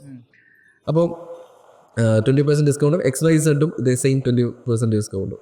അവർക്ക് അവരുടെ ഷോപ്പിഫൈയുടെ ഒരു കസ്റ്റം ഐഡൻറ്റിറ്റി കളറായിട്ടുള്ള ഒരു ഗ്രീൻ വൈറ്റ് ഉള്ള കോമ്പിനേഷൻ ഉള്ള ഒരു നോർമൽ ക്രിയേറ്റീവും XYZൻ്റെ വളരെ ദിവാലി ഓറിയൻറ്റഡ് ആയിട്ടുള്ള ഒരു സ്പെഷ്യൽ ക്രിയേറ്റീവും 2 ആഡും ഷാന് കാണിക്കുകയാണ്. ഷാൻ ആ 20% ഡിസ്കൗണ്ട് എവിടെ നിന്ന് അവൈൽ ചെയ്യും? ഉറപ്പായിട്ട് ഷോപ്പിഫൈനെ അറിയാം അത്രത്തോളം. അതെ, ഷാൻ്റെ സൈറ്റും ഏകദേശം മജന്തോ ആണോ ഷോപ്പിഫൈ ആണോ? ഷോപ്പിഫൈ ആണ് നമ്മൾ നോർമലി ചെയ്യുക. യെസ്. അപ്പോൾ XYZ അൺഅവെയർഡാണ് ഷാൻ. പക്ഷെ അതേസമയം വേറെ പല പ്ലാറ്റ്ഫോമിൽ നിന്നും അല്ലെങ്കിൽ വേറെ ഏതോ സോഴ്സിൽ നിന്ന് you came to know that XYZ is backed by Mahendra Singh Dhoni, Sachin Tendulkar. ആ ഒരു ബ്രാൻഡ് അംബാസഡർ XYZ.com ആണ്. മാർക്കറ്റിലേക്ക് പുതിയൊരു പ്ലെയറാണ് XYZ. വീണ്ടും ഒരു creative with Sachin or Mahendra Singh Dhoni, അല്ലെങ്കിൽ കോഹ്ലി ഫാൻസിന് വിഷമമാവും, കോഹ്ലി ആരെങ്കിലും ആയിക്കോട്ടെ, അവർ എൻഡോസ് ചെയ്തൊരു ക്യാമ്പയിൻ കാണുകയാണ്. ഞാൻ വീണ്ടും ഷോപ്പിഫൈയുടെ ആഡും ഈ XYZ ആഡും ഷാനെ കാണിക്കുകയാണ്. കൺസിഡറേഷൻ ഉണ്ടാവും അല്ലേ? ഇത് ഒന്ന് ട്രൈ ചെയ്ത് നോക്കാം. ഒരു വട്ടമെങ്കിൽ ഒന്ന് ട്രൈ ചെയ്ത് നോക്കാം. മറ്റൊരു ട്രൈ പോലും ഉണ്ടാവില്ല. യെസ്. അപ്പോൾ ഇതിനകത്ത് ഇമ്പോർട്ടൻറ്റ് ഫാക്ടർ എന്താണെന്ന് വെച്ചാൽ ബ്രാൻഡ് അവയർനെസ് ചെയ്ത ഒരു ബ്രാൻഡ് ഇനിഷ്യലി വരുന്ന കസ്റ്റമേഴ്സിന് അത്രയും ടേക്ക് കെയർ ചെയ്യണം, അത്രയും നല്ല സർവീസ് കൊടുക്കണം. സെലിബ്രിറ്റി ഇല്ലാതെ ഇപ്പം ഈ പെട്ടെന്ന് എനിക്ക് ഓർമ്മ വരുന്ന മൈജി ആണെങ്കിൽ മോഹൻലാലും മഞ്ജു വാര്യറും ഉണ്ട്, ലക്ഷ്യാണെങ്കിൽ മോഹൻലാലുണ്ട്, അങ്ങനെ പല പല ബ്രാൻഡുകളുണ്ട്. ഇതൊന്നും ഇല്ലാതെ പ്രൊമോട്ട് ചെയ്യുന്ന ബ്രാൻഡുകൾ, അതായത് പലർക്കും സെലിബ്രിറ്റി അഫോർഡബിൾ അല്ല, അതിനെന്തെങ്കിലും ഒരു എക്സാമ്പിൾ ഉണ്ടോ? ബ്രാൻഡ് അഫിനിറ്റി ക്രിയേറ്റ് ചെയ്യുന്ന? അല്ല, ഞാൻ പറഞ്ഞില്ലേ, ഇത്തരത്തിൽ കണ്ടന്റ് ക്രിയേഷനിലൂടെ അഫിനിറ്റി ക്രിയേറ്റ് ചെയ്യാം. നമുക്ക് നല്ല ആളുകൾ സെർച്ച് ചെയ്യുന്ന, ഇപ്പം നമുക്ക് പണ്ട് ചെയ്യാറുണ്ടല്ലോ ബ്ലോഗുകളൊക്കെ, വെബ്സൈറ്റ് ബ്ലോഗുകളൊക്കെ ക്രിയേറ്റ് ചെയ്യാറുണ്ട്. ഇപ്പം നമുക്ക് വ്യക്തമായിട്ടൊരു ഓഡിയൻസിൻ്റെ അടുത്തേക്ക് പോയിട്ട് അവരെ എഡ്യൂക്കേറ്റ് ചെയ്യാൻ പറ്റുന്ന കറക്റ്റ് ഒരു മാധ്യമം എന്ന് പറയുന്ന വീഡിയോ കണ്ടന്റ്സ് ജനറേറ്റ് ചെയ്യുക എന്നുള്ളതാണ്. അപ്പം പിന്നെ ആ ഒരു ബസ് ക്രിയേറ്റ് ചെയ്യുക സോഷ്യൽ മീഡിയയിൽ മുഴുവനായിട്ട്. ഇപ്പം മൊമെന്റ് മാർക്കറ്റിങ്ങിലൂടെ ഇപ്പോൾ അജ്മിയൊക്കെ ചെയ്യുന്ന കണ്ടിട്ടില്ലേ, അവർ നമ്മുടെ അമുലിൻ്റെ ഒരു പാത്തിലാണ് അല്ലേ? അതായത് കറക്റ്റ് ആ ഒരു ബസ് എന്താണോ സോഷ്യൽ മീഡിയയിലുള്ളത് അതിനനുസരിച്ചുള്ള കണ്ടന്റ് വെച്ച് പുഷ് ചെയ്തിട്ട് മൊമെന്റ് മാർക്കറ്റിംഗ് ശരിക്കും യൂട്ടിലൈസ് ചെയ്യുന്ന ബ്രാൻഡാണ്. നമ്മൾ കേരളത്തിലെ മൊമെന്റ് മാർക്കറ്റിംഗ് നല്ല രീതിയിൽ യൂട്ടിലൈസ് ചെയ്യുന്ന ബ്രാൻഡ് അജ്മിയാണ്. അജ്മി എങ്ങനെയാണ് ബ്രാൻഡ് അഫിനിറ്റി ക്രിയേറ്റ് ചെയ്യുന്നത്? അജ്മിയുടെ ബ്രാൻഡ് അഫിനിറ്റി എന്ന് പറയുന്നത്, നമുക്ക് അതിനെക്കുറിച്ച് സംസാരിക്കണമെങ്കിൽ നമുക്ക് ആദ്യം ബ്രാൻഡ് അഫിനിറ്റി മനസ്സിലാക്കുന്ന പോലെ തന്നെ ബ്രാൻഡ് വോയിസ് എന്താണെന്ന് മനസ്സിലാക്കണം. ബ്രാൻഡ് വോയിസും ബ്രാൻഡ് അഫിനിറ്റിയും കണക്റ്റഡ് ആണ്. അപ്പം നമുക്ക് ആദ്യം ബ്രാൻഡ് വോയിസ് എന്താണെന്ന് മനസ്സിലാക്കാം. ബ്രാൻഡ് വോയിസ് എന്ന് പറഞ്ഞു കഴിഞ്ഞാൽ it's a clear communication that a brand tells to their which communicate to their audience, target audience. അത് ഉദാഹരണത്തിന് ആപ്പിൾ എടുത്ത് നമുക്ക് സംസാരിക്കാം. ആപ്പിൾ ഫോണിൻ്റെ ബ്രാൻഡ് വോയിസ് എന്ന് പറയുന്നത് ഇന്നോവേഷൻ, ഇൻ്റലിജൻസ്, തിങ്ക് ഡിഫറെൻറ്റ്. അവരുടെ ടാഗ് ലൈൻ എന്ന് പറയുന്നത് തിങ്ക് ഡിഫറെൻ്റ് ആണ്. അവരുടെ ബ്രാൻഡ് വോയിസ് എന്ന് പറയുന്നത് ഫ്യൂച്ചറിസ്റ്റിക് ആൻഡ് ഇന്നോവേഷൻ. ഇതാണ് ഇവരുടെ ഒരു ബ്രാൻഡ് വോയിസ്. അപ്പോൾ ഇവരുടെ ആഡ് കോപ്പീസും അല്ലെങ്കിൽ അവരുടെ ക്രിയേറ്റീവ്സ് അല്ലെങ്കിൽ അവരുടെ വിഷ്വൽ ആഡ്സ് ഇതെല്ലാം ഈ ഒരു ബ്രാൻഡ് വോയിസിനെ ഊന്നി നിൽക്കുന്നതായിരിക്കും. അപ്പോൾ പിന്നെ അടുത്ത കൊക്കക്കോളയുടെ കാര്യം എടുക്കുകയാണെങ്കിൽ, കൊക്കക്കോളയുടെ ഒരു കേസ് എടുക്കുകയാണെങ്കിൽ അവരുടെ ബ്രാൻഡ് വോയിസ് എന്ന് പറയുന്നത് നൊസ്റ്റാൾജിക്, എനർജറ്റിക്, റീഫ്രഷിങ്, സ്മൈൽ, ഇങ്ങനത്തെ സാധനങ്ങളൊക്കെ വരും. കാര്യം എന്ന് വെച്ചാൽ കൊക്കക്കോളയുടെ പഴയ ആഡ്സ് അല്ലെങ്കിൽ പുതിയ ആഡ്സ് ഒക്കെ എടുത്ത് നോക്കുകയാണെങ്കിൽ അവരെപ്പോഴും ആ ക്യാമ്പയിൻസിൽ അല്ലെങ്കിൽ ആ വീഡിയോസിൽ പഴയ സോഡ കുപ്പിയില്ലേ കൊക്കക്കോളയുടെ, അത് പലപ്പോഴും കാണിക്കും. അതെന്തിനാന്ന് വെച്ചാൽ ആ ഒരു നൊസ്റ്റാൾജി കാണിക്കാൻ പറ്റും. പിന്നെ വളരെ എല്ലാവരും നല്ല ചിയർഫുൾ ചിരിച്ച കാര്യം എന്ന് വെച്ചാൽ നമ്മൾ 10 പേര് കൂടുന്ന ആ ഒരു റിഫ്രഷിങ്, ആ ഒരു ഗ്യാതറിങ് മൊമെന്റ്സിൽ കൊക്കക്കോള അവിടെ ഉണ്ടാവണം എന്നുള്ളൊരു ഫീലിംഗ്, ആ ഒരു ഫീലിംഗ് ക്രിയേറ്റ് ചെയ്യുക ആ ബ്രാൻഡ് വോയിസിലാണ് പോകുന്നത്. പിന്നെ നമ്മുടെ അജ്മിയുടെ കാര്യം നേരത്തെ പറഞ്ഞ പോലെ ഈ സോഫ്റ്റ് എന്ന് പറയുന്ന അവരുടെ ആ ഒരു ബ്രാൻഡ് വോയിസിൽ ഊന്നി തന്നെയാണ് അവരുടെ ക്യാമ്പയിൻസ്. ഇപ്പോൾ ഭാവനയുടെ ഒരു ആഡ് ഉണ്ടായിരുന്നല്ലോ, അതിൽ സോഫ്റ്റ് പുട്ടുപൊടി, വേറെ ഒന്നും ഇല്ലാത്ത രീതിയിലുള്ള രീതിയിൽ അവർ പറഞ്ഞു. പക്ഷേ ഇതിനെ സാധൂകരിക്കുന്നത് തന്നെയായിരുന്നു അവരുടെ പ്രോഡക്റ്റ്. കാര്യം ഇവരുടെ എൻ്റെ പേഴ്സണൽ എൻ്റെ കാര്യം പറയുകയാണെങ്കിൽ, എൻ്റെ ഉമ്മച്ചി എന്ന് പറയുന്നത് ഈ പറയുന്ന പോലെ അരിപ്പൊടി ചൂടുവെള്ളമൊക്കെ വെച്ച് നനച്ച് മാനുവലി പുട്ടുപൊടി ഉണ്ടാക്കുന്ന ഒരാളായിരുന്നു. ഞാൻ ഒരു തവണ ഉച്ചയ്ക്ക് ഇപ്പം ഞാൻ അവിടെ വർക്ക് ചെയ്യുന്ന സമയത്തായിരുന്നു അജ്മി ലോഞ്ചിങ് ഒക്കെ. അപ്പം ഞാൻ അജ്മി പുട്ടുപൊടി വന്നിരുന്നത്. അപ്പോൾ ഞാൻ പുട്ടുപൊടി മിക്സ് ചെയ്ത് വാങ്ങിച്ച് കൊടുത്തതിന് ശേഷം പുള്ളിക്കാർ പിന്നെ അജ്മി യൂസ് ചെയ്തിട്ടുള്ളൂ. കാര്യം പുള്ളിയുടെ എഫേർട്ട് ഭയങ്കരമായിട്ട് കുറഞ്ഞു. ഇത്രയും സോഫ്റ്റ് പുട്ടുപൊടി പുള്ളിയെ കൊണ്ട് എന്തായാലും അങ്ങനെ അത്രയും സോഫ്റ്റ് പുട്ടുപൊടി ഉണ്ടാക്കിയെടുക്കാൻ പറ്റില്ല. അതെ, പുള്ളിയെ ലോയൽ കസ്റ്റമറായി അല്ലേ. അപ്പോൾ അവർ പ്രോഡക്റ്റ് അടിപൊളി ആയിരിക്കണം. വാട്ട് എവർ യു കമ്മ്യൂണിക്കേറ്റ്, അതായത് പണ്ടൊരു അഡ്വർടൈസ്മെന്റിൽ ഞാൻ ബ്രാൻഡ് പറയുന്നില്ല, ആ ബ്രാൻഡിൽ പറഞ്ഞ കാര്യം ശരിയല്ല എന്ന് പറഞ്ഞിട്ട് ഒരാൾ കേസ് കൊടുത്തിരുന്നു. ഒരു സോപ്പിന്റെ സംഭവമാണ്, അയാൾ വെളുത്തില്ല എന്ന് പറഞ്ഞിട്ട്. അപ്പം അങ്ങനെയുള്ള പോസിബിൾ റീസൺസ് ഒക്കെ വരാം. പക്ഷേ അജ്മിയുടെ കേസിൽ അജ്മി എന്താ ചെയ്തിട്ടുണ്ടെങ്കിൽ അജ്മി ആ ഒരു വോയിസിൽ പറഞ്ഞൊരു സാധനം കറക്റ്റായിരുന്നു. അത്രയും സോഫ്റ്റ്. അതിൻ്റെ ഏറ്റവും കൂടുതൽ അതിൻ്റെ ഒരു വോയിസ് ക്യാരിയേഴ്സ് എന്ന് പറയുന്ന സ്ത്രീകൾ തന്നെയാണ്. ആ പ്രോഡക്റ്റ് യൂസ് ചെയ്ത ആളുകൾ ആരും എതിര് പറയില്ല. കാര്യം ആ പരസ്യത്തിൽ പറഞ്ഞ അതേ കാര്യം തന്നെയാണ് അതിൽ പറയുന്നത്. അപ്പോൾ എന്താ സംഭവിച്ചതെന്ന് വെച്ചാൽ ഈ ബ്രാൻഡ് അഫിനിറ്റി അവിടെ ബിൽഡാവും. ആ ഒരു പ്രോഡക്റ്റിന് ഒരു ലോയൽ യൂസേഴ്സിൻ്റെ വലിയൊരു പൂൾ ഉണ്ടാവും. ആ പൂൾ ഉള്ള ആളുകൾ മറ്റ് സ്ത്രീകളോട് അല്ലെങ്കിൽ മറ്റ് ആളുകളോട് റെഫർ ചെയ്യും. അപ്പോൾ അവിടെ ഒരു വേർഡ് ഓഫ് മൗത്ത് ക്രിയേറ്റ് ചെയ്യും. അതിനൊരു അഫിനിറ്റി ഉണ്ടായി. ഇനി അവർ അതിൻ്റെ പുറകെ തന്നെ അജ്മി അപ്പോൾ ഒരു ബ്രാൻഡ് പൊസിഷൻ ചെയ്തു, അവരുടെ ട്രസ്റ്റും ഉണ്ടായി. അതെ, നെക്സ്റ്റ് ആയിട്ട് അവർ അടുത്ത പ്രോഡക്റ്റ് റിലീസ് ചെയ്തു. അവർക്ക് വീറ്റ് പൊടി വന്നു. ഇവർക്ക് ഈ പറയുന്ന പുട്ടുപൊടിയിലൂടെ കിട്ടിയ അതേ അഫിനിറ്റിയും ട്രസ്റ്റും ഈ അടുത്ത പ്രോഡക്റ്റിന് കിട്ടും. അജ്മിയുടെ ആണെങ്കിൽ നല്ല സാധനമായിരിക്കും അല്ലേ. ഇതിപ്പോൾ നമുക്ക് ഈ അജ്മിയിൽ നിന്നല്ല ഏത് പ്രോഡക്റ്റും എടുക്കുക. ഇപ്പോൾ ഐഡിയ എടുക്കുക. ഐഡിയ എങ്ങനെയാണ് ബ്രാൻഡ് അഫിനിറ്റി ക്രിയേറ്റ് ചെയ്യുന്നത്? അല്ല, ഐഡിയ മറ്റ് ബ്രാൻഡ് അവയർനെസ് ക്യാമ്പയിൻസിലൂടെ ആ ഒരു വിന്നിങ് പ്രോഡക്റ്റിനെ ക്രിയേറ്റ് ചെയ്തില്ലേ. വിന്നിങ് പ്രോഡക്റ്റ് പറയുമ്പോൾ അവർക്ക് ഏറ്റവും അവരുടെ ഇഡ്ഡലി ബാറ്റർ, അവരുടെ ഫസ്റ്റ് പ്രോഡക്റ്റ് ആയിട്ടുള്ള ഇഡ്ഡലി ദോശ ബാറ്റർ, അതാണല്ലോ അവരുടെ ഫസ്റ്റ് പ്രോഡക്റ്റ്. എൻ്റെ അറിവിൽ അതാണ്. അതെ. അപ്പോൾ ആ പ്രോഡക്റ്റിൽ അവർ ഫോക്കസ് ചെയ്തു. ഇപ്പം some other brands are introducing അവർ 10-12 പ്രോഡക്റ്റുമായിട്ട് മാർക്കറ്റിലേക്ക് ഒരുമിച്ച് വരുന്നതിന് പകരം അവർ ഒറ്റ പ്രോഡക്റ്റിനെ വെച്ച് മാർക്കറ്റ് ചെയ്ത് മാർക്കറ്റിംഗ് എഫേർട്സ് എല്ലാം അവർ ഒറ്റ പ്രോഡക്റ്റിൽ ഇടുകയും അതിനുവേണ്ടി കൂടുതൽ വർക്ക് ചെയ്യുകയും അവർ എല്ലാ PR മാർക്കറ്റിംഗ് ആക്ടിവിറ്റീസ് ആ ഒറ്റ പ്രോഡക്റ്റിൽ ഫോക്കസ് ചെയ്തിട്ടുണ്ട്. അവരത് വിജയിപ്പിച്ചെടുത്തു അല്ലേ. അതൊരു വലിയ എന്താ പറയുന്നത് ഒരു ടേൺ ഓവറുള്ള കമ്പനിയായിട്ട് മാറ്റി. അതിനുശേഷമാണ് ആ ഒരു അടുത്ത പ്രോഡക്റ്റ് ഇറങ്ങാനുള്ള ഒരു ധൈര്യം അല്ലെങ്കിൽ ആ ഒരു കോൺഫിഡൻസ് അവർക്ക് ഉണ്ടായത്. അപ്പം എൻ്റെ അണ്ടർസ്റ്റാൻഡിങ് അതാണ്. ഇനി അദ്ദേഹം അതിനൊരു മറുപടിയൊക്കെ തരാൻ ഒരു വീഡിയോ ചെയ്ത് വരികയാണെങ്കിൽ നമുക്ക് ആ സമയത്ത് ചിന്തിക്കാം. അപ്പം എൻ്റെ ഒരു കാഴ്ചപ്പാടിൽ ഒരു വിന്നിങ് പ്രോഡക്റ്റ് ഉണ്ടായി. അവരുടെ ആ ഒരു പ്രോഡക്റ്റ് സക്സസ് ആയി. ആ പ്രോഡക്റ്റ് അടുത്ത പ്രോഡക്റ്റിനെ പ്രൊമോട്ട് ചെയ്യുന്ന ഒരു സാഹചര്യമുണ്ട്. അതായത് ആ ഒരു വിന്നിങ് പ്രോഡക്റ്റിലൂടെ കിട്ടുന്ന മൈലേജ്. അത് ഞാൻ അജ്മിയുടെ പുട്ടുപൊടിയുടെ കേസ് പറഞ്ഞ പോലെ ഐഡിയയുടെ ഈ ബാറ്റർ ജനകീയമാവുകയും ആളുകളുടെ വീട്ടിലെ ഒരു ദൈനംദിന പ്രോഡക്റ്റ് ആയി മാറുകയും ചെയ്യുമ്പോൾ ആ പ്രോഡക്റ്റിന് കിട്ടിയ സ്വീകാര്യത അവരുടെ അപ്കമിങ് പ്രോഡക്റ്റുകൾക്കും കിട്ടും. ഇപ്പം അവരുടെ ഈ പറയുന്ന പോലെ ഇൻസ്റ്റൻറ്റ് കോഫി, പിന്നെ അതുപോലെ തന്നെ ഇൻസ്റ്റൻറ്റ് വട പ്രോഡക്റ്റ്. ഏറ്റവും അവസാനമായിട്ട് എനിക്ക് എൻ്റെ ഓർമ്മ ശരിയാണെങ്കിൽ അവരുടെ വീറ്റ് പൊറോട്ട ആണെന്ന് തോന്നുന്നു ലാസ്റ്റ് പ്രോഡക്റ്റ്. അപ്പം ട്രാൻസ്ഫർ ആയി പോവാണ് എനിക്കൊന്ന് PC മുസ്തഫ പറയുന്ന ഒരു സാധനമുണ്ട്, കോമൺ സെൻസ് വിത്ത് ഇന്നോവേഷൻ. യെസ്, ഇത് രണ്ടും കൂടി കൂട്ടിയിട്ടാണ് അദ്ദേഹത്തിൻ്റെ വീഡിയോ വളരെ വൈറലായിട്ടൊരു വീഡിയോ ഉണ്ട്. നമ്മുടെ മലയാളി അത് ഇന്ത്യക്കാർക്ക് വടയിൽ തുളയില്ലെങ്കിൽ കഴിക്കില്ല. ആ ഒരു ഒബ്സർവേഷൻ ശ്രദ്ധിക്കണം നമ്മൾ. കാര്യം ശരിയാണ്, നമ്മുടെ മുന്നിൽ ഒരു വട ഇരിക്കുകയാണെങ്കിൽ നമ്മൾ അതിനകത്ത് ഓട്ടയില്ലെങ്കിൽ അയ്യോ അത് വടയാണോ, ഇതൊക്കെ ഒരു വടയാണോ, ഓട്ടയില്ലാത്ത വടയോ. അതെ. അപ്പോൾ അദ്ദേഹം അത്രയും കീനായിട്ട് ഒബ്സർവ് ചെയ്യുന്നുണ്ട്. ഓഡിയൻസിനെ മനസ്സിലാവും. അത് തന്നെയാണ് ഒരു പെർഫോമൻസ് മാർക്കറ്ററിന് വേണ്ടത്. ഒരു ബിസിനസ് ഞാൻ അതും കൂടെ ഒന്ന് പറയാം. അതായത് ഒരു ബിസിനസ്സുകാരനെ പോലെ ചിന്തിക്കണം, ഒരു ഓഡിയൻസിനെയും പോലെ ഒരു പെർഫോമൻസ് മാർക്കറ്റർ ചിന്തിക്കണം.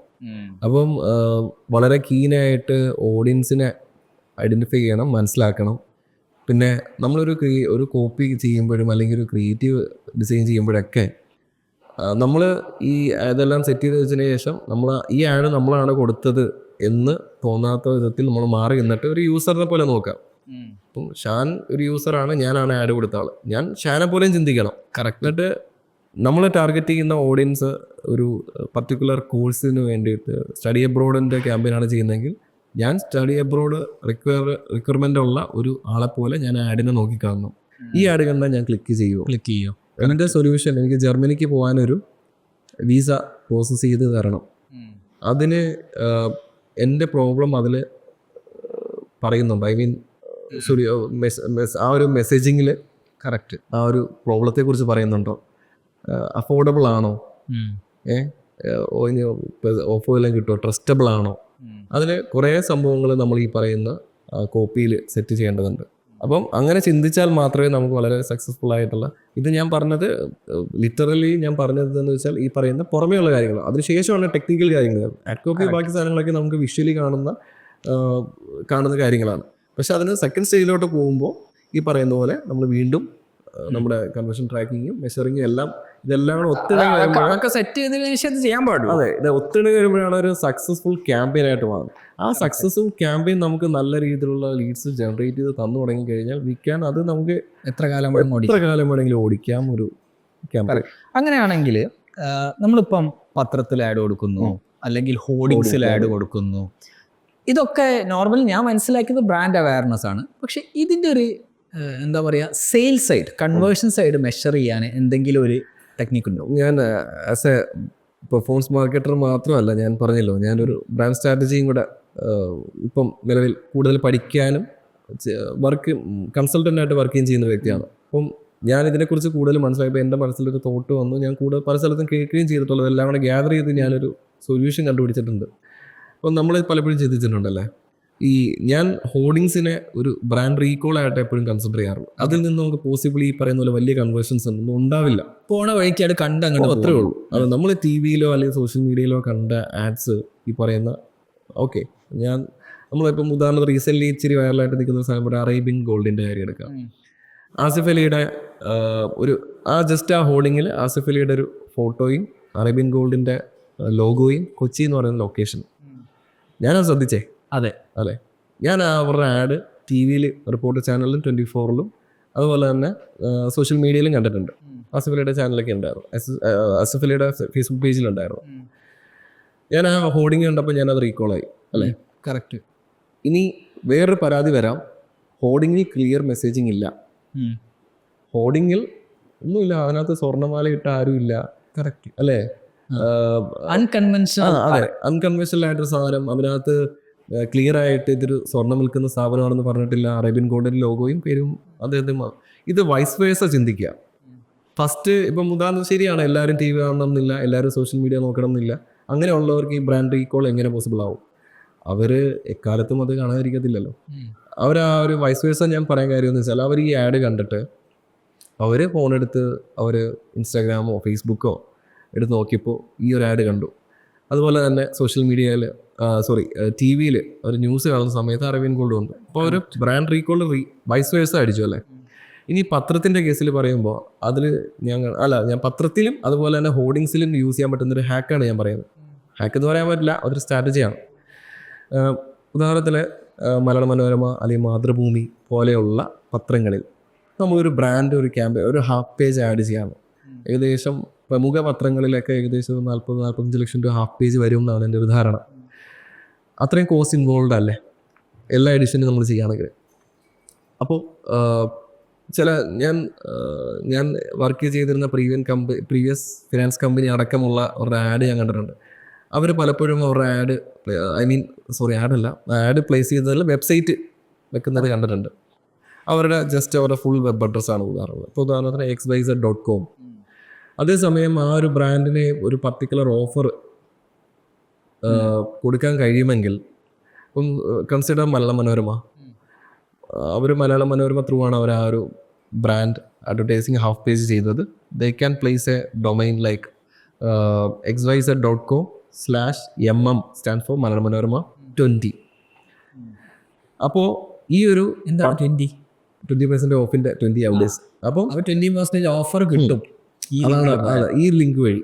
അപ്പോൾ അവരത് ക്ലിയർ ആയിട്ട് ആ മെസ്സേജിങ് അവിടെ കൊടുക്കണം. ഈ ഓഫർ അതായത് വലിയൊരു എമൗണ്ട് ഉള്ള ഒരു ഫീസുള്ള സംഭവമായിരിക്കാം, സർവീസ് ചാർജ് ഉള്ളതായിരിക്കാം. അവിടെ 20% ഓഫ് കിട്ടാൻ വേണ്ടിയിട്ട് ഈ ഒരു മെസ്സേജിങ് കൊടുത്തു കഴിഞ്ഞാൽ xyz.com/mm20 എന്ന് കൊടുത്തു കഴിഞ്ഞാൽ ഈ ഓഫർ അവൈൽ ചെയ്യാൻ അതിലേ അവർ കയറും. അല്ലാതെ നമുക്ക് ഈ ഒരു ക്യാമ്പയിൻ്റെ എഫക്റ്റീവ്നെസ് നമുക്ക് അളക്കാൻ കഴിയില്ല. അല്ലേ, കറക്റ്റ്. അപ്പോൾ ഇതിൻ്റെ അകത്ത് ഇപ്പം ഹോർഡിങ്ങില്ലെങ്കിലും definitely it works for newspaper. അപ്പോൾ ഇത് എനിക്കൊന്ന് ഈ എപ്പിസോഡ് നമുക്ക് ഇവിടെ സമ്മപ്പ് ചെയ്യാം. പുതുതായിട്ടൊരു ബ്രാൻഡ് കൊണ്ടുവരുന്ന ഒരാൾ, ഓക്കെ, അവർക്ക് ആദ്യത്തിൽ കുറച്ച് സെയിൽസ് വേണമല്ലോ, വലിയ ഫണ്ട്സൊന്നും ചിലപ്പോൾ ഉണ്ടാവില്ല.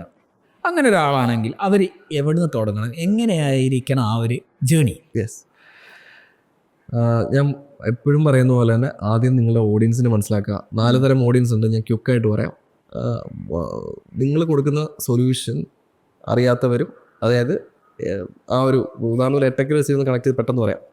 അതായത് ഓൺലൈൻ ട്യൂഷൻ എന്ന് പറയുന്നൊരു ഓപ്ഷൻ ഉണ്ട് എന്ന് അറിയാത്തവരും, അതുപോലെ തന്നെ എഡ്യൂപോർട്ട് അല്ലെങ്കിൽ ഞാൻ വർക്ക് ചെയ്യുന്ന സ്ഥാപനത്തെ അറിയാത്തവരും, അങ്ങനെ ഉണ്ടാവും. പിന്നെ രണ്ടാമത്തെ ഇത്, അതായത് രണ്ടും അറിയില്ല, സൊല്യൂഷനും അറിയില്ല, ഈ ഒരു അത് പ്രൊവൈഡ് ചെയ്യുന്ന ബ്രാൻഡും അറിയില്ല. സെക്കൻഡ് ഓഡിയൻസ് എന്ന് പറയുന്നത് ഇങ്ങനെ ഒരു സൊല്യൂഷൻ ഉണ്ടെന്നറിയാം, ഒരു ബ്രാൻഡ് ഉണ്ട്, ഈ ഒരു ബ്രാൻഡ് ഉണ്ടെന്ന് അറിയില്ല. മൂന്നാമത്തെ ഓഡിയൻസ് എന്ന് പറയുന്നത് ഈ രണ്ട് അറിയാം, അതായത് സൊല്യൂഷനും അറിയാം, ബ്രാൻഡിനെ അറിയാം, അടുത്ത പക്ഷെ വേറെ ഒന്നും അറിയില്ല. നാലാമത്തെ ഓഡിയൻസ് എന്ന് പറയുന്നത് ഇതുപോലെ തന്നെ സൊല്യൂഷനും അറിയാം, ബ്രാൻഡും അറിയാം, പക്ഷെ എന്തൊക്കെ ഓഫറാണ്, ഐ മീൻ എന്തൊക്കെ കോഴ്സുകളാണ് അവർ പ്രൊവൈഡ് ചെയ്യുന്നതെന്ന് അറിയാം, ഫീസ് ഡീറ്റെയിൽസ് എല്ലാം അറിയാം. അവർക്ക് ജസ്റ്റ് ഒരു പുഷ് മാത്രം മതി നമുക്ക് കൺവേർട്ട് ആവാൻ വേണ്ടിയിട്ട്. അപ്പം ഈ ഓഡിയൻസിനെ മനസ്സിലാക്കിയിരുന്നിട്ട് ആദ്യത്തെ ആ ഒരു ഫുള്ളി അൺഅവേർഡ് ആയിട്ടുള്ള ഓഡിയൻസിനെ എഡ്യൂക്കേറ്റ് ചെയ്യുക എന്നുള്ളൊരു ടാസ്ക്കാണ് ഒരു ബ്രാൻഡ് ആദ്യം എടുക്കേണ്ടത്. അവയർനെസ്. യെസ്. അപ്പം ആദ്യത്തെ ആ ഒരു 2-3 സെഗ്മെന്റിൽ നമ്മൾ ഇൻവെസ്റ്റ് ചെയ്യുന്നത് നമ്മുടെ തന്നെ ബെനിഫിറ്റിന് വേണ്ടിയിട്ടാണ്. കാര്യം ആ ഒരു ഓഡിയൻസിനെ എഡ്യൂക്കേറ്റ് ചെയ്ത് അവരുടെ പ്രോബ്ലത്തിനെ വേണ്ടിയിട്ടുള്ള ഒരു എന്താ പറയുക എഡ്യൂക്കേഷണൽ വീഡിയോസ് ആയിരിക്കണം നമ്മൾ ചെയ്യേണ്ടത്. അപ്പോൾ അവരിങ്ങനൊരു സൊല്യൂഷൻ ഉണ്ടെന്നും ഈ സൊല്യൂഷൻ വളരെ നല്ല രീതിയിൽ ഈ ഒരു ബ്രാൻഡ് തരുന്നുണ്ടെന്നും ആര് മനസ്സിലാക്കണം? ഓഡിയൻസ് മനസ്സിലാക്കണം. അവിടെയാണ് ബ്രാൻഡിന്റെ വിജയിരിക്കുന്നത്. അപ്പോൾ നമുക്ക് നമ്മളെ സ്വപ്നത്തിൽ പോലും ചിന്തിച്ചിട്ടുണ്ടായിരുന്നു, നമ്മൾ വീട്ടിലിരുന്ന് നമുക്ക് വിശക്കുന്ന സമയത്ത് ഒരു ഫുഡ് ഓർഡർ ചെയ്ത് ഒരു ചെങ്ങായി വന്ന് നമ്മുടെ വീട്ടിൽ വന്ന് ബെല്ലടിച്ച് ഭക്ഷണം കൊണ്ട് തരും എന്നുള്ളൊരു നമ്മളെ സ്വപ്നത്തിൽ പോലും ചിന്തിച്ചിട്ടില്ല. കറക്റ്റ്. ആ ഒരു പ്രോബ്ലത്തെ സൊല്യൂഷനുമായിട്ടാണ് സ്വിഗ്ഗിയും സൊമാറ്റോ ഒക്കെ വന്നിട്ടുണ്ട്. അവർ വിപ്ലവം ഉണ്ടാക്കി ഇവിടെ. അപ്പോൾ അതുപോലെ തന്നെയാണ് ആ ഒരു എന്തെങ്കിലും ഒരു പ്രോബ്ലം ഉണ്ടെങ്കിൽ അതിനൊരു വ്യക്തമായിട്ടൊരു സൊല്യൂഷൻ ഒരു ബ്രാൻഡ് കൊണ്ടുവരികയാണെങ്കിൽ അത് ആ ഒരു ഇങ്ങനെ സൊല്യൂഷൻ ഉണ്ടെന്ന് ഈ പറയുന്ന ഓഡിയൻസ് അറിഞ്ഞാൽ മാത്രമേ അവർ ആ ഒരു പ്രോബ്ലം ഉണ്ടാവുന്ന സമയത്ത് നമ്മളെ കോണ്ടാക്ട് ചെയ്യും. അപ്പോൾ ബ്രാൻഡ് അവയർനെസ്സിന് അത്രത്തോളം ഇമ്പോർട്ടൻസ് പുതിയ ബിസിനസ് ഓണേഴ്സ് കൊടുക്കണം. അപ്പം പ്രോബ്ലം അറിയാം, രണ്ടാമത്തെ സെഗ്മെന്റ് പ്രോബ്ലം അറിയാം അവർക്ക്, പക്ഷെ ഇങ്ങനെ സൊല്യൂഷൻ ആ സെഗ്മെന്റിലായിരിക്കും പലരും വരിക. അതെ, സ്മോൾ ബിസിനസ് ഓണേഴ്സ് എല്ലാവരും ഈ രണ്ടാമത്തെ സെഗ്മെന്റ് വരുന്നവരാ. അവരെന്താ ചെയ്യേണ്ടതെന്ന് വെച്ചാൽ ഈ പറയുന്ന രീതിയിൽ മാർക്കറ്റിൽ മിനിമം അവരിപ്പം ഒരു സർവീസ് വേറെ ലൊക്കാലിറ്റി കൊടുക്കുന്നതാണെങ്കിൽ ആ ലൊക്കാലിറ്റിയിലുള്ളവർക്ക് മാക്സിമം ടാർഗറ്റ് ചെയ്തുകൊണ്ട് ദേ exist on the market in your area. അത് ഇപ്പോൾ പലർക്കും അറിയില്ല. പല സ്ഥാപനങ്ങൾ ഇപ്പം ഇപ്പോഴത്തെ നമ്മുടെ ഈ സോഷ്യൽ സ്ട്രക്ചർ എങ്ങനെയാണ്, കാര്യം വീടിൻ്റെ തൊട്ടടുത്ത് ആരെ താമസിക്കുന്ന പോലും അറിയാത്ത കാലമാണ്. കറക്റ്റ്. അപ്പോൾ ഇങ്ങനൊരു സ്ഥാപനം എൻ്റെ നാട്ടിലുണ്ടോ എന്നറിയാതെ ഒരുപാട് ഞാൻ കേട്ടിട്ടുണ്ട്. ശരിയാണ്. അതെ. അപ്പം നാട്ടിൽ പോലും ഈ പറയുന്ന പണ്ടൊക്കെ എന്ന് പറഞ്ഞാൽ പത്രത്തിൽ നോട്ടീസ് വെച്ചിട്ട് നമുക്ക് ഈ നാട്ടുകാർക്ക് അവെയർ ചെയ്യുന്ന ഒരു കാര്യം ഉണ്ടായിരുന്നു. ഇപ്പം പത്രം വായിക്കില്ലല്ലോ. ഇപ്പം ആളുകൾ ഓൺലൈൻ ന്യൂസ് കാണുന്ന പോലും FBയിലും കറക്റ്റ് വാട്സാപ്പിലൊക്കെയാണ്. അപ്പോൾ നമുക്ക് ഈവൻ വാട്സപ്പ് ഓട്ടോമേഷൻ്റെ കാര്യമൊന്നും പറഞ്ഞില്ല, പക്ഷെ നമുക്ക് നിലവിൽ ഞങ്ങൾ വാട്സപ്പ് ഓട്ടോമേഷൻ നല്ല രീതിയിൽ ലീഡ്സ് ജനറേറ്റ് ചെയ്യുന്നുണ്ട്. ഐ മീൻ കോസ്റ്റ് എഫക്റ്റീവ് ആയിട്ട് തന്നെ. ഇപ്പോൾ അറിയാമല്ലോ, നമ്മുടെ യൂട്ടിലിറ്റി ടെംപ്ലേറ്റ്സിന് 17 പൈസയേ ഉള്ളൂ. അതുപോലെ തന്നെ മാർക്കറ്റിംഗ് ഇതിന് 81 പൈസയും. അപ്പോൾ നമുക്ക് അതൊക്കെ ഒന്ന് കൂട്ടിവെച്ച് നോക്കുകയാണെങ്കിൽ നമുക്ക് മെറ്റ അല്ലെങ്കിൽ ഗൂഗിൾ ആഡ്സ് ഇതിനേക്കാളുള്ള റവന്യൂ ഒക്കെ നമുക്ക് ജനറേറ്റ് ചെയ്തെടുക്കാൻ പറ്റും വളരെ ബുദ്ധിപരമായിട്ട്. പിന്നെ ഒരു കാര്യം എനിക്ക് ആഡ് ചെയ്യേണ്ടതുള്ളത്, നമ്മൾ ഈ ഒരു ബിസിനസ് ഓണേഴ്സിനോട് എനിക്ക് വളരെ ഇമ്പോർട്ടൻ്റ് ആയിട്ട് ടിപ്പ് പറയാനുള്ളത്, നിങ്ങൾ ബിസിനസ് സ്റ്റാർട്ട് ചെയ്ത് ഇത്തരം മാർക്കറ്റിംഗ് ആക്ടിവിറ്റി സ്റ്റാർട്ട് ചെയ്യും. ബ്രാൻഡ് അവയർനെസ് സ്റ്റാർട്ട് ചെയ്തു, കൺസൾട്ടേഷൻ ആഡ്സ് ചെയ്തു, ലീഡ് ജനറേഷൻ അല്ലെങ്കിൽ പർച്ചേസ് ക്യാമ്പയിൻസ് എല്ലാം ചെയ്യുന്നതിനോടൊപ്പം തന്നെ നിങ്ങൾ പർച്ചേസ് ചെയ്തതിന് ശേഷം ഒരു യൂസറിന് ഒരു 3 ദിവസം കഴിയുമ്പോൾ അവരുടെ ഒരു ഫീഡ്ബാക്ക് എടുക്കുക. കസ്റ്റമറിൻ്റെ സൈഡിൽ നിന്നുള്ള ഫീഡ്ബാക്കുകളും അവരുടെ അഭിപ്രായങ്ങളും വെച്ചാൽ നിങ്ങൾക്കും ഒരു കണ്ടിന്യൂസ് ഇമ്പ്രൂവ്മെൻ്റ് ഉണ്ടാക്കാൻ കഴിയും. കറക്റ്റ് അല്ല? കാര്യം ഈ പറയുന്ന ഞാൻ ഷാനൊരു സാധനം വിറ്റു, ആ സാധനം വിറ്റതിൽ സംതൃപ്തനാണോ അല്ലേ എന്നറിഞ്ഞാൽ മാത്രമേ എനിക്കത് ധൈര്യത്തോടു കൂടി ആ സാധനം കൂടുതൽ 10 പേർക്ക് കൊടുക്കാൻ കഴിയും. അതെ. അപ്പോൾ ഷാൻ്റെ എന്തെടുക്കുക, ഞാൻ ഒപ്പീനിയൻ എടുക്കുകയാണ്, ഇതിലെന്തെങ്കിലും ചേഞ്ചസ് വരുത്തുന്നത്, അതിനൊരു കോൾ അവർക്ക് കൊടുക്കുക എഴുതാൻ വേണ്ടിയിട്ട്. എന്നിട്ട് അവരോട് മാന്യമായിട്ട് എനിക്ക് എൻ്റെ ഗൂഗിൾ പേ ബിസിനസ്സിൽ അല്ലെങ്കിൽ ട്രസ്റ്റ് പൈലറ്റിൽ ഒരു റിവ്യൂ തരാം. അതിന് വേണ്ടിയിട്ട് റേറ്റിംഗ് പോലുള്ള റേറ്റിംഗ് എന്ന് പറയുന്നത് നമ്മുടെ റജി ചേട്ടൻ്റെ സൈറ്റാണ്. അപ്പോൾ അവരെ പോലുള്ള സർവീസുകൾ അദ്ദേഹം ഒരു ബിസിനസ് ആശയം കൊണ്ടുവന്നത് അതിന് അങ്ങനൊരു പ്രോബ്ലം ഉണ്ട്. ആളുകളുടെ ഒരു മൾട്ടിപ്പിൾ പ്ലാറ്റ്ഫോംസിൽ കിടക്കുന്ന പല ദിശയിൽ കിടക്കുന്ന റിവ്യൂസിനെ ഒന്നിച്ച് ക്രോഡീകരിച്ച് അദ്ദേഹം ഒരു വെറൈറ്റി ആയിട്ടുള്ള സ്റ്റാർട്ടപ്പാണ് സ്റ്റാർട്ട് ചെയ്തിരിക്കുന്നത്. അപ്പോൾ റേറ്റിംഗ് പോലുള്ള സർവീസുകൾ നമ്മൾ യൂസ് ചെയ്യുമ്പോൾ നമ്മൾ ഈ ആഫ്റ്റർ ദ പർച്ചേസ് 3 days ഞാൻ ഒരു മിനിമൽ ഡേ വന്നതാണ് അദ്ദേഹത്തിന് ആ ഒരു പ്രോഡക്റ്റ് യൂസ് ചെയ്യാൻ വേണ്ടിയിട്ട്. ആ ഒരു 3 ദിവസം അല്ലെങ്കിൽ ഡെലിവറി ഞാൻ അതാ ഓർത്തില്ല കേട്ടോ. അതിന് ഡെലിവറി ചെയ്തതിന് ശേഷം ഒരു 7 to 8 days എടുത്തു. 7 to 8 days ശേഷം ഈ പറയുന്ന കസ്റ്റമർ ഫീഡ്ബാക്ക് എടുത്തതിന് ശേഷം ഇവർക്ക് ഈ പറയുന്ന ഒരു റേറ്റിങ്ങിലോട്ടൊക്കെ പോയി കഴിഞ്ഞാൽ നിങ്ങൾക്ക് കണ്ടിന്യൂസ് ഇമ്പ്രൂവ്മെൻറ്റിന് കൂടെ തന്നെ നിങ്ങൾക്ക് ബ്രാൻഡ് വിസിബിലിറ്റിയും കൂടെ കിട്ടും. അഡീഷണൽ കസ്റ്റമേഴ്സിനും കിട്ടും. കാരണം കസ്റ്റമേഴ്സിന് അത് ഇഷ്ടപ്പെടും. ഇവരൊക്കെ റിവ്യൂ ഒക്കെ എടുക്കുന്നുണ്ട്, എന്നെ കൊണ്ട് റിവ്യൂ ചോദിച്ചു. കറക്റ്റ്. അതൊരു മാർക്കറ്റിംഗ് സൈക്കോളജി അല്ലെങ്കിൽ ഇതിൻ്റെ ഒരു ഭാഗമാണ്. ഓക്കെ, അപ്പോൾ കഴിഞ്ഞ എനിക്കൊന്ന് 1.5 മണിക്കൂർ നമ്മൾ പോയിട്ടുണ്ടാവും അല്ലേ?